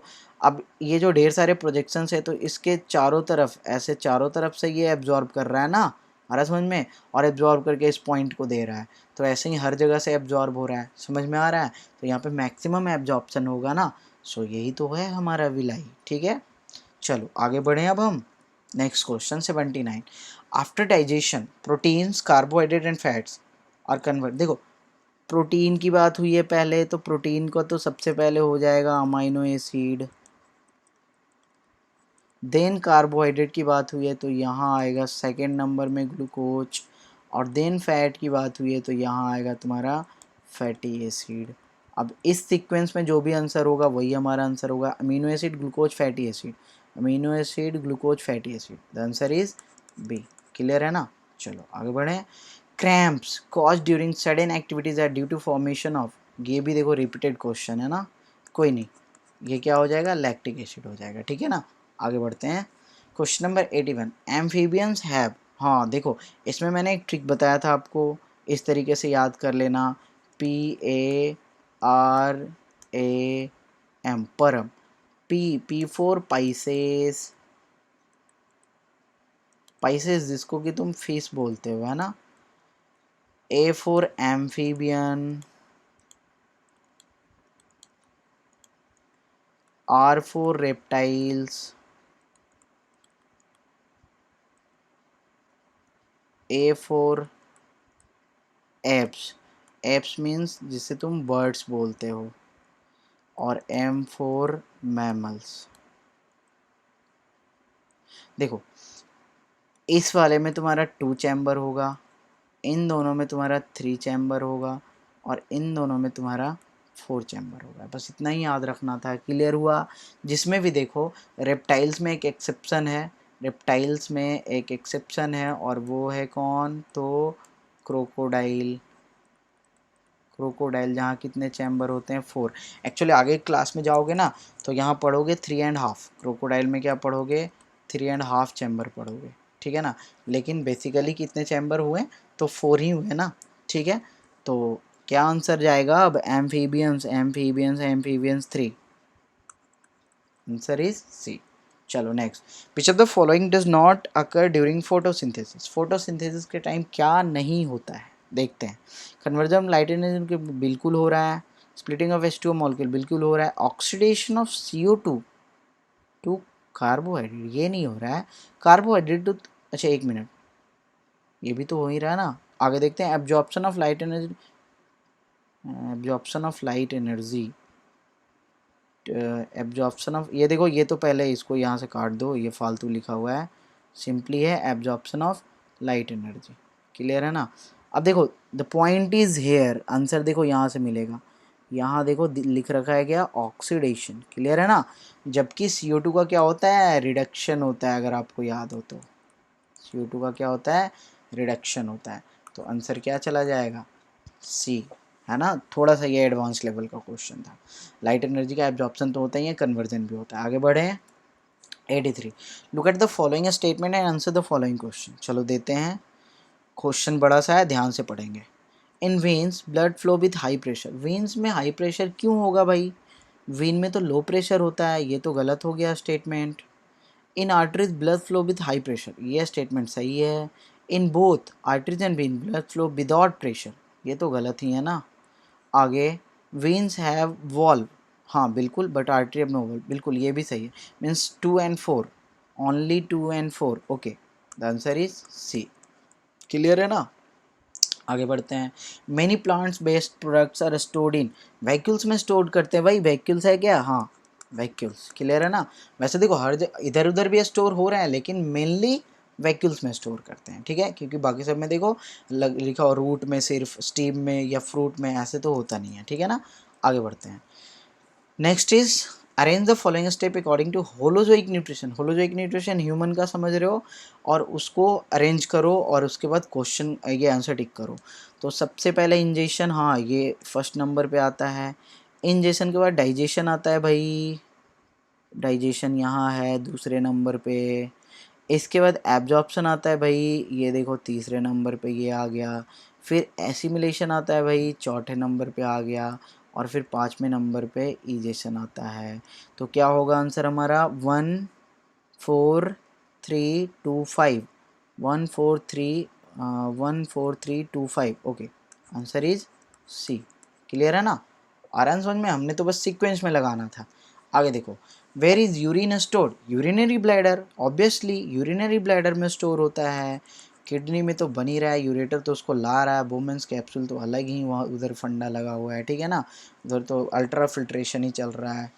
देखिए नेक्स्ट क्वेश्चन, ड्यूरिंग इनहेलेशन, ध्यान से देखना, इनहेलेशन के टाइम क्या होता है? Diaphragm is straightened, ribs move upward and outward. देखो इनहेलेशन हो रहा है, तो ये क्या हो रहा है? अपवर्ड और आउटवर्ड, ये तो सही है, ठीक है। The volume of thoracic cavity, बिल्कुल ये भी बढ़ रहा है, तो फिर ये भी सही है। और डायफ्राम, हाँ बिल्कुल डायफ्राम भी क्या हो जाता है? स्ट्रेट हो जाता है, ठीक है ना।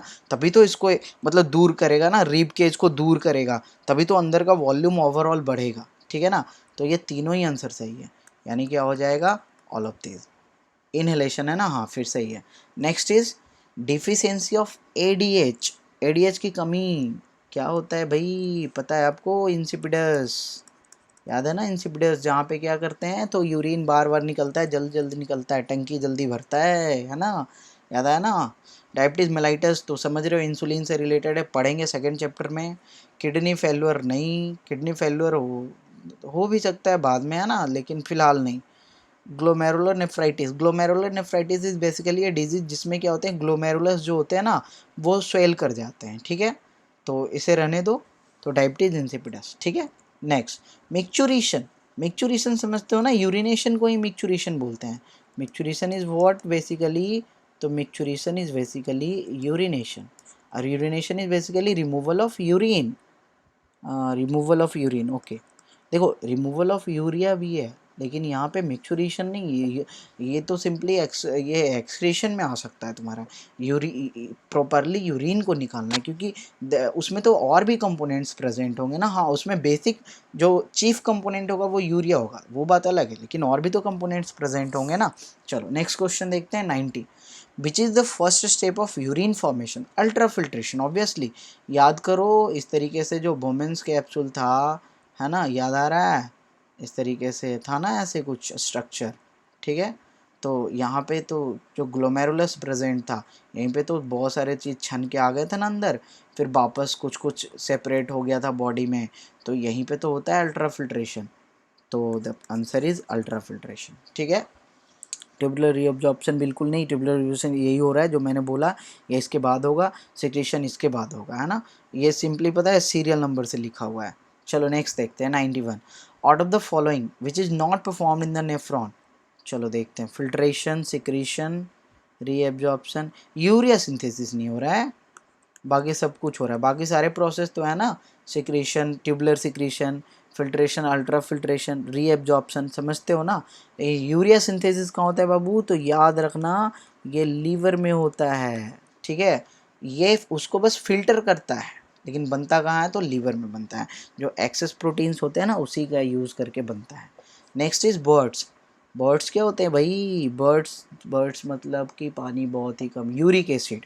बर्ड्स क्या निकालते हैं, तो यूरिक एसिड निकालते हैं, बर्ड्स क्या निकालते हैं, तो यूरिक एसिड निकालते हैं, और यूरिक एसिड निकालने वाले क्या कहलाते हैं, तो यूरिकोटेलिक कहलाते हैं। यूरियोटेलिक तो हम लोग हैं जो यूरिया निकाल रहा है, अमोनियोटेलिक फीसेस होते हैं जो पानी में रहते हैं। तो 93 question, question number 93, humans are, okay देखते हैं। Heterodont, heterodont means different type of teeth, okay ठीक है। हेट्रोडोंट हैं हम लोग, क्योंकि हमारे अंदर देख लो ना, मूलर हैं, प्री मोलर हैं, इंसीजर है, कैनाइन है ना, तो अलग अलग टाइप के टीथ हैं, तो हेट्रोडोंट है। डाइफियोडोंट, बिल्कुल, क्यों, डाइफियोडोंट मीन्स दो बार टीथ का आना, टू टाइम्स, टीथ कितनी बार आता है, टू टाइम। एक बार होता है टेम्परेरी टीथ, और एक बार होता है तुम्हारा परमानेंट टीथ। क्लियर हो रहा है। बच्चों में जो होता है ना मिल्क टीथ, जिसको टेम्परेरी टीथ बोल रहे हैं, और बाद में वही फिर परमानेंट टीथ बनते हैं जब मिल्क टीथ गिर जाता है सारा। तो ऑल ऑफ दिस, तो ऑल ऑफ दिस, अच्छा थीकोडोंट, थीकोडोंट मीन्स कि teeth are embedded in socket. Thecodont का मतलब क्या हो गया, समझ लोगे कि इम्बेडेड, इम्बेडेड इन सॉकेट, यहाँ से यहाँ से एक लाइन खींच देना, ठीक है ना। तो ये बिल्कुल होता है, तो तीनों ही आंसर सही है, तो ऑल ऑफ दीज हो जाएगा ह्यूमन के रिस्पेक्ट में। Next, which of the following is also known as anti diuretic hormone, ये तो एडीएच को बोलते हैं ना, एंटी डायूरेटिक हार्मोन एडीएच को बोलते हैं, जिसका दूसरा नाम है vasopressin. Next, loop of Henle is found, loop of Henle कहाँ प्रेजेंट होंगे, ascending loop of Henle, descending loop of Henle, याद करो नेफ्रॉन में होता है, जो नीचे की ओर जा रहा है डिसेंडिंग लूप ऑफ एनले, और जो ऊपर की ओर जाता है वो असेंडिंग लूप ऑफ एनले, याद आया। Next, which of the following is true regarding dark reaction. चलो फिर से आ गया फोटोसिंथेसिस का क्वेश्चन। डार्क रिएक्शन के रिगार्डिंग कौन सा इनमें से सही है? Always takes place in absence of light. बिल्कुल नहीं, लाइट हो ना हो उससे डार्क रिएक्शन को कोई मतलब ही नहीं है, अगर आपको याद हो तो। प्रेजेंस और absence of light does not matter, बिल्कुल सही है ना। Depend on product of light reaction, बिल्कुल सही है। और लाइट रिएक्शन का प्रोडक्ट क्या होता है? तो ATP और NADPH2, ATP प्लस NADPH2, और आंसर क्या चला जाएगा? D. Next, dark reaction is also known as, dark reaction को और किस नाम से जानते हैं? केल्विन साइकिल भाई। अच्छा, बायोसिंथेटिक फेज भी बोलते हैं इसे, तो यहाँ पे आंसर हो जाएगा हमारा बोथ। क्रेब साइकिल तो तुम्हारा माइटो ये चल रहा है रेस्पिरेशन में ना, क्रेब साइकिल कहाँ चल रहा है? ये तो रेस्पिरेशन का फंडा है भाई, तो इसको क्यों इधर डालेंगे हम? इधर तो फोटोसिंथेसिस चला रहे हैं ना, ये तो फोटोसिंथेसिस चल रहा है, डार्क रिएक्शन कहाँ चल रहा है? फोटोसिंथेसिस। और वो फंडा कहाँ का है? तो वो रेस्पिरेशन का है, तो उसे इसके साथ हम मैच नहीं करेंगे, ठीक है। Next question, मिस्टलेटू। मिस्टलेटू एक पार्शियल पैरासाइट होता है बाबू, याद होगा आपको, और कैस्केटा एक टोटल पैरासाइट है, तो partial and total, answer is B, ठीक है, याद रखना है उसे। Total number of incisor in an adult. Incisor, चलो देखते हैं, याद रखेंगे ऐसे, incisor, canine, premolar, then molar, ठीक है। तो इसका फॉर्मूला याद करो। चलो मान लो कि मैं भूल गया हूँ, तो एक तो फॉर्मूला याद होगा हमको, 2123 अपॉन यही 2123। This is the dental formula of a normal human adult, ठीक है ना। आप काउंट कर सकते हो, देखो काउंट करो, 3 2 5 3 8, और 8 4 जा 32, तो यही तो होता है ना कि 32 ही झाड़ देंगे मार के, है ना, तो यही होता है 32 टोटल। तो देख लो इंसीजर इसमें देखो 2 है ना, तो ये हाफ जॉ का होता है ना, तो फुल जॉ में 4 हो गए, और टोटल की बात करें तो 8 हो गए, आंसर क्या हो गया? 8 हो गया। कुछ नहीं याद करना है, मैंने इतने अच्छे से समझा रखा है आपको। चलो आगे, our heart takes a what second to complete one cardiac cycle. One cardiac cycle में ना लगभग 0.8 सेकेंड लगता है, ये भी मैंने आपको बताया था, ये याद करना है आपको, ठीक है। नहीं पता है ना, तो फिर आप हार्ट बीट पढ़े हो ना, 1 मिनट का कितना होता है, उससे आप डिवाइड करो तो भी लगभग इतना ही आएगा, ठीक है। चलो आगे, द डायस्टोलिक प्रेशर, याद रखोगे, डायस्टोलिक प्रेशर जैसे होता है ना प्रेशर 120/80, तो ऊपर वाला जो होता है सिस्टोलिक, नीचे वाला जो होता है वो डायस्टोलिक होता है। नीचे वाला क्या होता है? वही होता है डायस्टोलिक, और ऊपर वाला क्या होता है? तो सिस्टोलिक। ये भी मैंने बिल्कुल डिटेल में समझा रखा है आपको। तो डायस्टोलिक प्रेशर पूछ रहा है, मीन्स 80, 80, ये गलती से यहाँ 88 टाइप हो गया है, इसे सुधार के कर लोगे 80, ठीक है ना। 88 क्या होता है भाई? इसमें करेक्शन है, इसे 80 कर लोगे, ठीक है ना, और आंसर भी इसी को टिक कर लोगे, ठीक है। या फिर इसे 80 कर लो, किसी को भी कर लो, बस 80 कर लेना है, ठीक है ना, क्योंकि 80 ही आंसर होगा। डायस्टोलिक प्रेशर पूछ रहा है। चलो next, which of the following is not a component of xylem.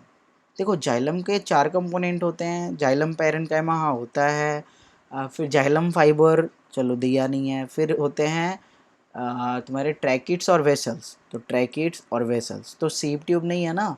सीप ट्यूब किसका पार्ट है? फ्लोएम का पार्ट है। सीप ट्यूब किसका पार्ट है बाबू? तो फ्लोएम का पार्ट है, ठीक है। चलो next, how much energy is produce during aerobic respiration. Aerobic respiration में 38 ATP बनते हैं, आपको याद होगा, ठीक है ना। चलो आगे देखते हैं, 36 + 2 बनते हैं ना उधर। Gastric juice is a mixture of secretory products of. Gastric juice में क्या क्या होता है? HCl होता है, हाँ होता है, म्यूकस, प्रोटीन, डाइजेस्टिंग एंजाइम, बिल्कुल गैस्ट्रिक जूस में सभी के सभी होते हैं, तो ये डी कर लो। Next question, which pigment is the most abundant plant pigment. याद रखोगे इसको, इस दुनिया में पाए जाने वाला सबसे ज़्यादा जो पिगमेंट है वो है chlorophyll B. This is the chief pigment, याद करो, जिसको दूसरा दूसरा पिगमेंट अलग अलग वेवलेंथ ऑफ लाइट को एब्जॉर्ब करके क्लोरोफिल बी को ही तो दे देता है, याद किया आपने। तो चीफ जो पिगमेंट होता है वो बी ही होता है, सबसे ज़्यादा पाया जाने वाला। Next question, normal rate of breathing. Breathing का जो नॉर्मल रेट है ना वो 15 से 18 है पर मिनट, ठीक है। ये अकॉर्डिंग टू सिचुएशन, अलग अलग सिचुएशन में बढ़ सकता है, घट सकता है, ठीक है। आगे देखो, the other name of air sacs present in human lungs, human lungs में जो एयर सैक्स प्रेजेंट होते हैं उसे एल्बियोली बोलेंगे, और क्या, एल्बियोली।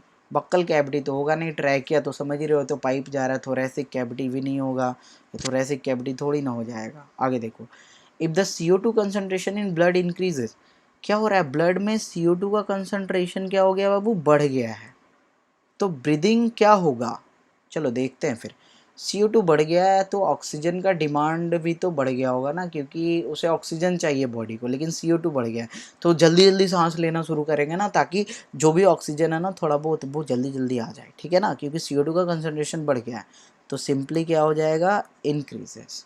Next, which of the following prevent collapsing of trachea, ये भी देखो क्वेश्चन रिपीट हुआ है, बस क्वेश्चन का लैंग्वेज चेंज हो गया, आंसर सीधा से क्या होगा, कार्टिलेजिनस रिंग्स, बताए थे ना ये वाला, ये ऐसे रिंग्स होते हैं ना, कोलैप्स होने से बचाता है, ठीक है। चलो आगे देखें, मसल्स, डायफ्राम, रिब्स, नहीं बिल्कुल नहीं, कार्टिलेजिनस रिंग्स। इन एनारोबिक रेस्पिरेशन, एनारोबिक रेस्पिरेशन में क्या हो रहा है भाई, O2 इज टेकन इन, ना बिल्कुल नहीं, O2 लिया जा रहा है क्या, बिल्कुल नहीं, CO2 इज टेकन इन, नहीं नहीं नहीं बिल्कुल नहीं, O2 इज गिवन आउट, ना, CO2 इज, हाँ बिल्कुल, चाहे एरोबिक हो चाहे एनारोबिक हो CO2 तो निकलता ही है ना। चलो ठीक है, आगे देखते हैं। The metal associated with haemoglobin, बताया तो थे अभी, हेमोग्लोबिन में क्या होता है, आयरन, देखो यहीं से तोड़ो ना, हीम, हीम मीन्स आयरन वाला पार्ट, ठीक है, आयरन समझ में, पोटेशियम, सोडियम, कैल्शियम बिल्कुल नहीं, लेकिन हाँ यहीं पे याद रखो कैल्शियम जो है ना ये ब्लड को क्लॉट करने में ज़रूर हेल्प करता है, आगे क्वेश्चन भी आएगा। Shit, battery low, 1 minute.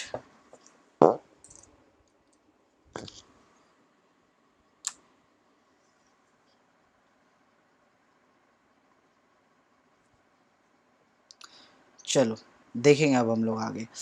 Next is, in human the number of lobes in right and left lungs respectively, इसे आपको याद कर लेना है, आंसर है तुम्हारा 3 और 2। देखो इसे कैसे याद रखोगे आप वो समझोगे, 3 और 2 नंबर याद रखो या 2 और 3 याद रखो, जिसमें देखो हार्ट किस साइड होता है, लेफ्ट साइड, तो लेफ्ट साइड लोब्स क्या होंगे, कम होंगे, ऐसे करके याद कर लो, और राइट साइड में ज़्यादा होगा, तो पहले देखो राइट आया है ना, उसके बाद लेफ्ट आया ना, तो 3 और 2 क्लियर है।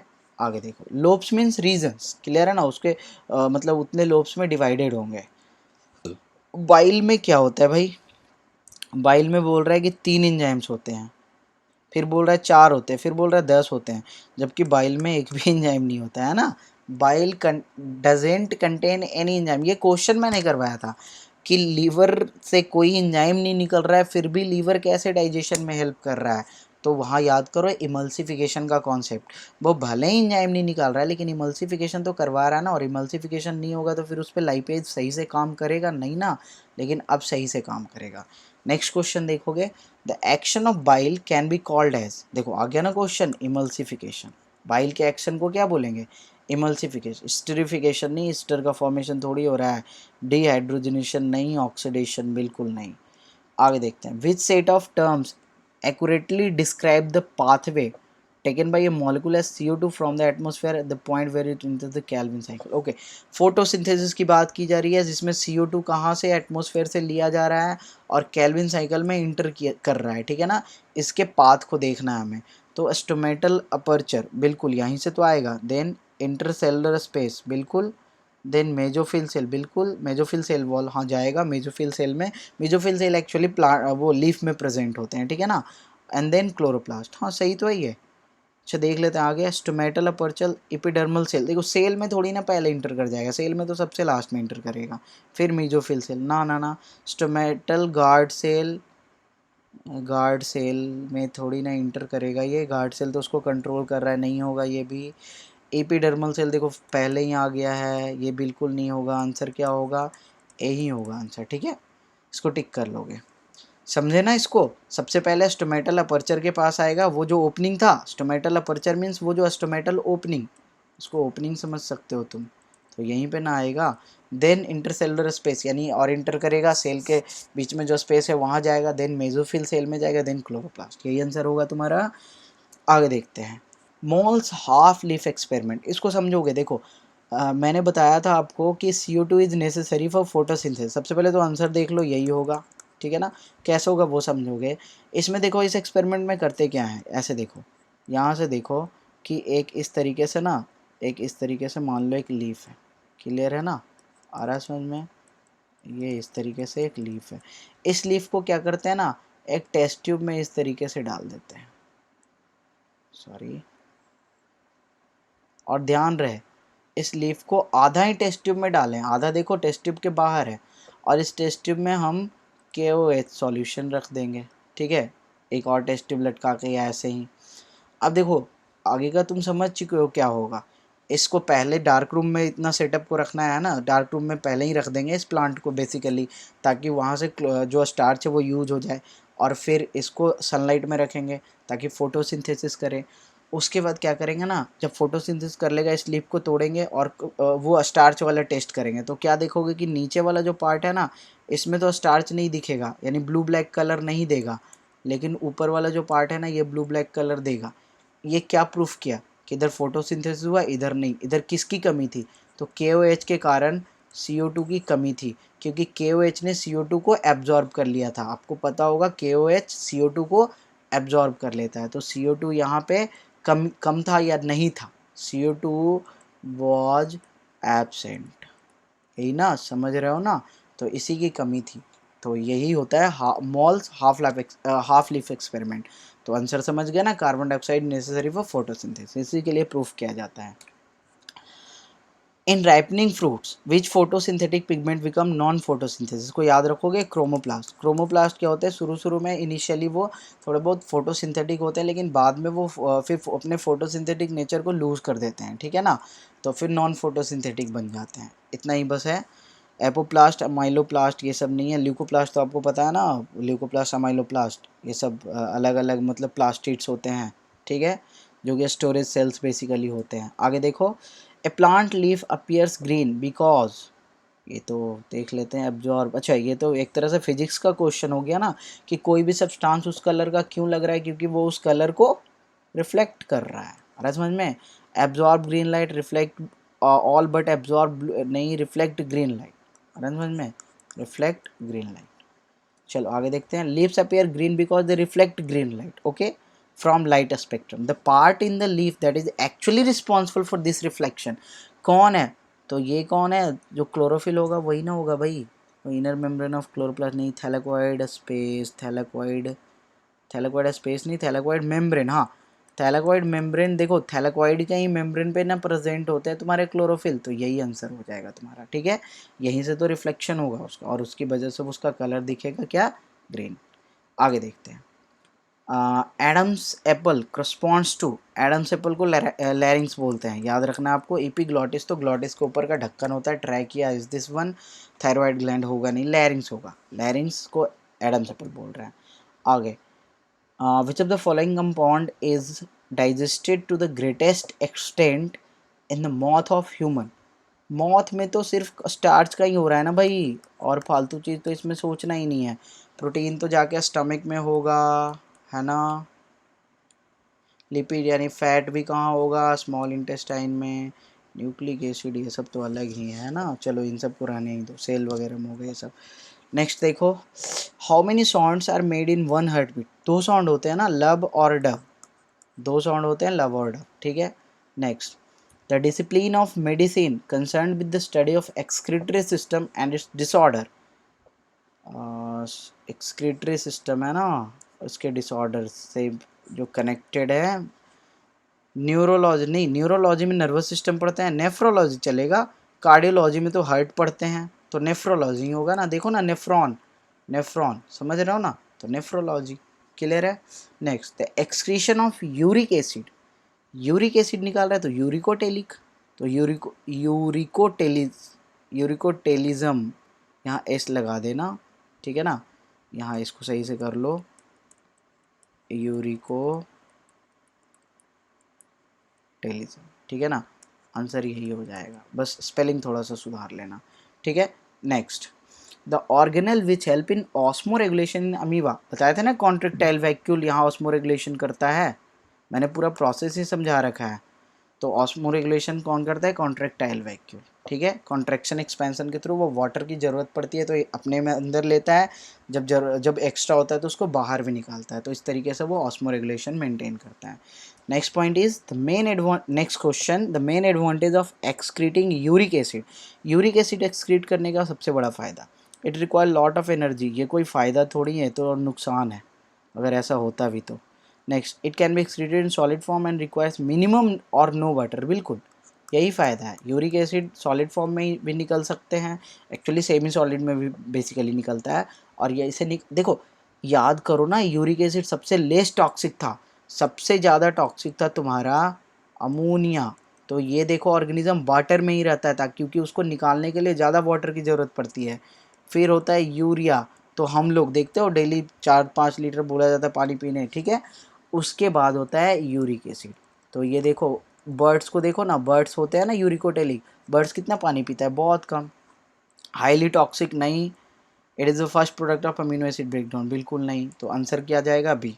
आगे देखते हैं, the formation of urea, the formation of urea occurs in, कहाँ हो रहा है भाई, तो लीवर में बता रखा है। ये भी क्वेश्चन रिपीटेड है, यहाँ 2-3 क्वेश्चन रिपीटेड आ गए, नहीं कोई दिक्कत नहीं है।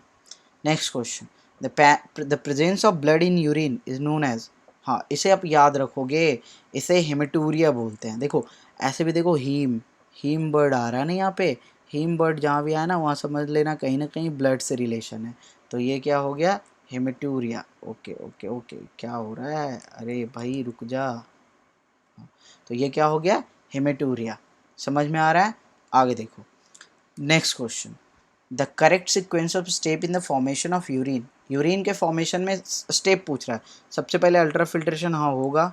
दूसरे नंबर पे रीएब्जॉर्प्शन, हाँ होगा बिल्कुल। तीसरे नंबर पे ट्यूबुलर सिक्रेशन, बिल्कुल यही आंसर सही है, फर्स्ट आंसर सही है। आगे देख ले, ट्यूबुलर सिक्रेशन पहले कैसे होगा, अल्ट्रा फिल्ट्रेशन सबसे पहला स्टेप होगा जो कि कहीं नहीं दे रखा है, तो आगे तो ऑप्शन देखेंगे भी नहीं हम, ठीक है। Next question, nitrogenous waste are formed from the breakdown of, बताए थे ना अमीनो एसिड यानी प्रोटीन, प्रोटीन के ही ब्रेकडाउन से बनता है नाइट्रोजीनियस वेस्ट, ठीक है। नेक्स्ट क्वेश्चन देखते हैं, osmo regulation is control over, osmo regulation है क्या, तो सॉल्ट वाटर के बैलेंस को बना के रखना ना, रिमूवल ऑफ नाइट्रोजन बिल्कुल नहीं, this is excretion maintaining concentration of salt and water, बिल्कुल यही तो होगा। ऑस्मोटिक प्रेशर नहीं, पीएच भी नहीं, ठीक है, ये आंसर होगा बी। नेक्स्ट क्वेश्चन देखते हैं 32, the bunch of not of capillaries in बोमेंस capsule, ये देखो इसकी बात कर रहे हैं। ये इस तरीके से एक सेल दिखा था, अरे नेफ्रॉन बना रहे हैं भाई, सिंपल सा। यहाँ पे ऐसे दिखा था ना, ढेर सारा बंच ऑफ कैपिलरीज, आना समझ में, जहाँ से फिल्ट्रेशन हो रहा था। इसको क्या बोल रहे थे, इसको बोल रहे थे ग्लोमेरुलस, याद आया, so answer will be glomerulus, ठीक है। अच्छा देखो, मेल्फिजियन बॉडी, देखो मैंने शायद बताया नहीं था, देख लेना यहीं पे, ये ग्लोमेरुलस और बोमेंस कैप्सूल को एक साथ मेल्फिजियन बॉडी बोल देते हैं, ठीक है ना। और नेफ्रॉन तो ये पूरा ही हो गया ना, मेडुला नहीं, मेडुला कॉर्टेक्स तो रीजन होता है, बाहर वाले रीजन को कॉर्टेक्स बोलते हैं, अंदर वाले रीजन को मेडुला बोलते हैं। Next question is, blood fails to clot in the absence of, blood fails नहीं फेल्स, फेल्स को करो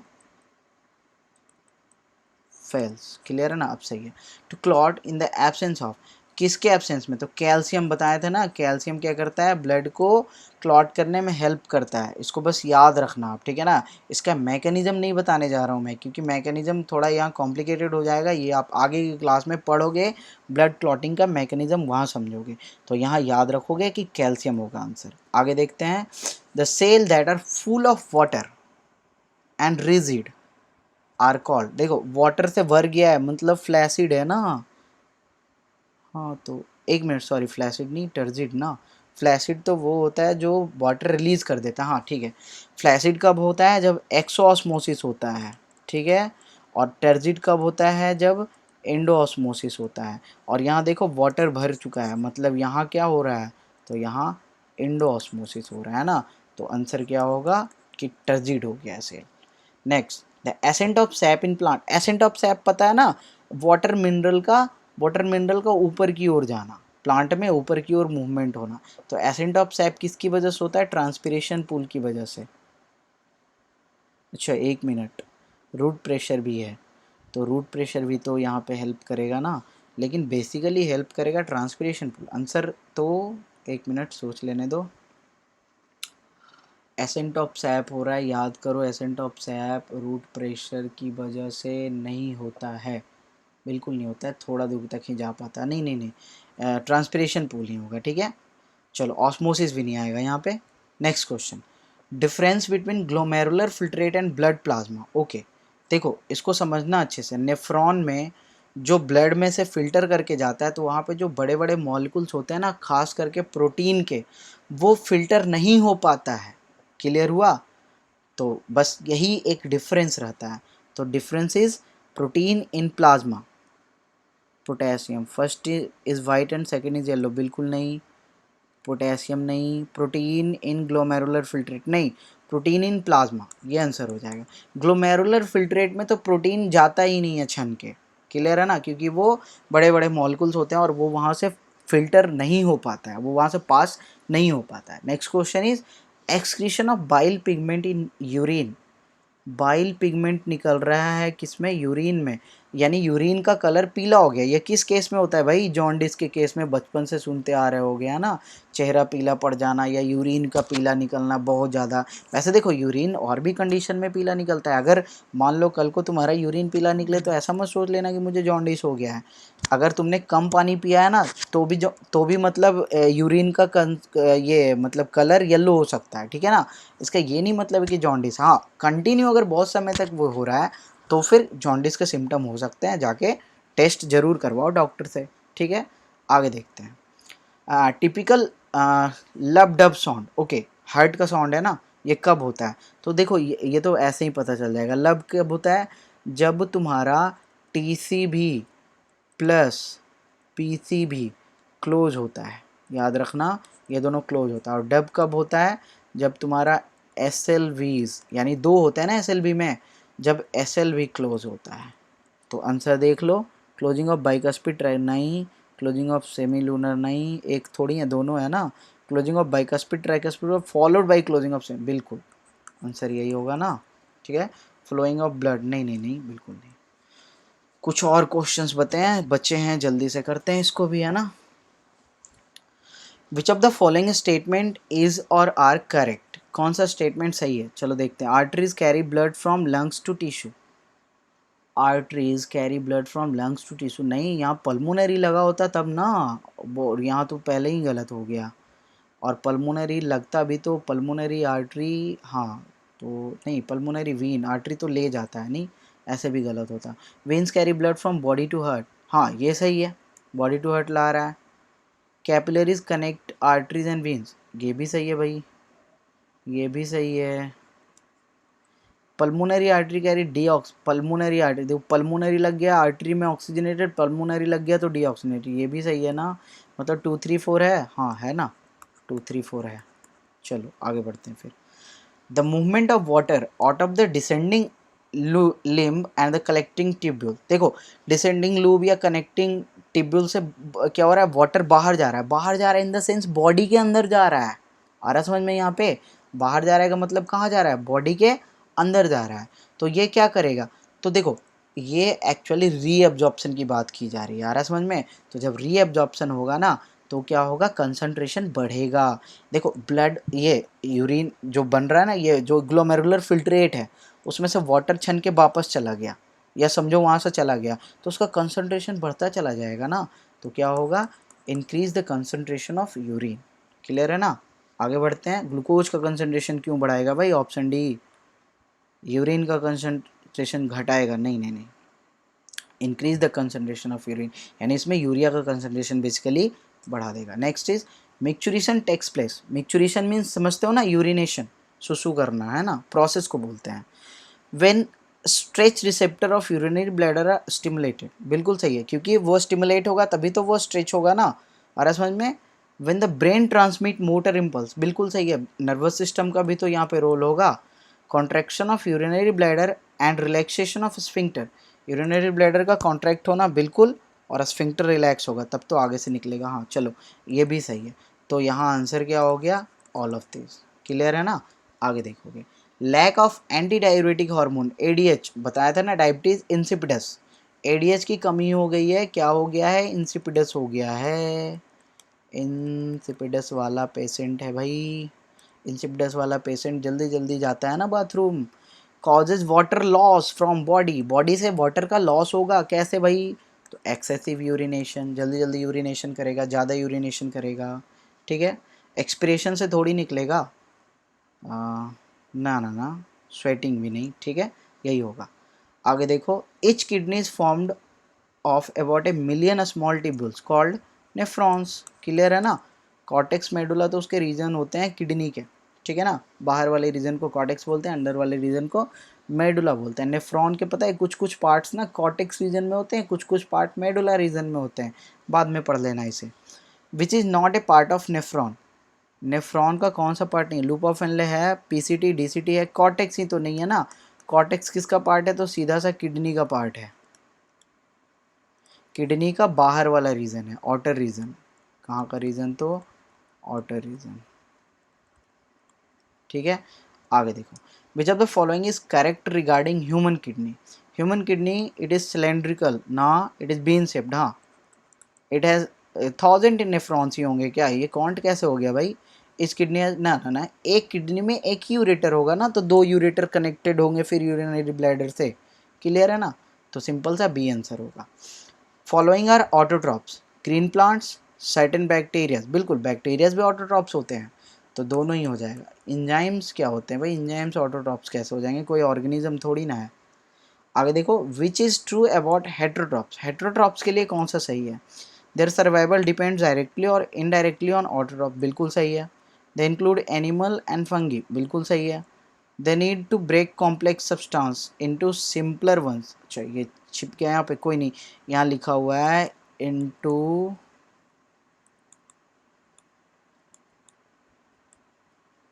सिंपलर वंस, तो यहाँ पे सीधा सीधा सीधा क्या हो गया, सभी, ऑल आर करेक्ट। देखो इसको कॉम्प्लेक्स सब्सटेंस को तोड़ना पड़ेगा ना, क्योंकि जो हेट्रोट्रॉप्स होते हैं वो बेसिकली कॉम्प्लेक्स फूड मटेरियल ही इनटेक करते हैं, ठीक है ना, जैसे अपनी ही सोच लो, तभी तो डाइजेशन होता है ना हमारे अंदर। नेक्स्ट इज 48, 148 है ना, सिर्फ 48 नहीं। Which of the following is utilized for providing energy to the plant, which of the following is utilized for providing energy to the plant, तो कार्बोहाइड्रेट है ना बेसिकली, प्रोटीन फैट तो बन भी नहीं रहा, हाँ बेसिकली कार्बोहाइड्रेट, कार्बोहाइड्रेट को ही तो फिर वहाँ पे वो ग्लूकोज ही तो बेसिकली बना ना, तो कार्बोहाइड्रेट ग्लूकोज सब सेम ही है वहाँ पे मॉलिक्यूल्स में, क्लियर है ना, बस थोड़ी सी कॉम्प्लेक्सिटी अलग अलग है, अलग सभी की, तो यहाँ पे आंसर होगा carbohydrate he. Next is which of these is secreted by pancreas, ये भी क्वेश्चन रिपीट हुआ है भाई, ये चौथा क्वेश्चन रिपीटेड है। ट्रिप्सिन, पेप्सिन, पेप्सिन नहीं आ रहा है, बाइल जूस नहीं आ रहा है, बोथ ए एंड बी भी नहीं होगा, तो ट्रिप्सिन ही होगा। करता क्या है, तो ये प्रोटीन का डाइजेशन करेगा। और ये रहा हमारा लास्ट क्वेश्चन, ठीक है। विच of the following do not have valve, valve कहाँ नहीं होते हैं, तो वॉल्व देखो आर्टरीज में नहीं होंगे क्योंकि हाई प्रेशर है, प्लस कैपिलरीज में भी नहीं होंगे, वेन्स में तो होते हैं ना, तो आंसर क्या हो जाएगा, डी। और इसी के साथ देखो हम लोगों ने अपना मैराथन सेशन कंप्लीट किया यहाँ पे, ठीक है ना। उम्मीद है कि आपने यहाँ तक पूरा देखा होगा और आपको यहाँ तक ये सेशन के बाद ज़रूर कुछ ना कुछ फ़ायदा हुआ होगा, आपके चैप्टर तो ज़रूर रिवाइज हो गए होंगे, क्योंकि यहाँ पे ना लगभग जितने भी क्वेश्चंस बनते हैं ना इस चैप्टर से, मैंने सारे क्वेश्चन उठाए हैं यहाँ पे, ठीक है ना। और यहाँ पे बेसिक क्वेश्चन, एडवांस क्वेश्चन सारे आ गए हैं, इससे तुम्हारा लगभग चीज़ का रिवीजन हो चुका है। अब आप क्या करोगे, क्वेश्चन सर बनाने का प्रैक्टिस करोगे। क्वेश्चन सर ना मैं अभी नहीं करवाऊँगा, ज़रूरत पड़ा ना तो फिर लास्ट में करवाऊँगा, जब एग्जामिनेशन के 1-2 महीने पहले बचेंगे ना टाइम, उधर करवाऊँगा, ठीक है। वैसे ज़रूरत भी नहीं पड़ेगी, आप लोगों को जैसे पढ़ा रहे हैं बस उसी तरीके से आप पढ़ते जाओ, ठीक है ना। तो इसी के साथ हमारा ये सेशन कंप्लीट हुआ। आप ना इस सेशन को लाइक करो, दोस्तों के साथ ज़रूर शेयर करो इसे, ठीक है ना। और अगर आप पहली बार इस चैनल पे आए हो तो चैनल को सब्सक्राइब करके जाना, ठीक है, वीडियो को ज़रूर लाइक कर देना। चलो ठीक है, फिर तब तक के लिए बाय, टेक केयर।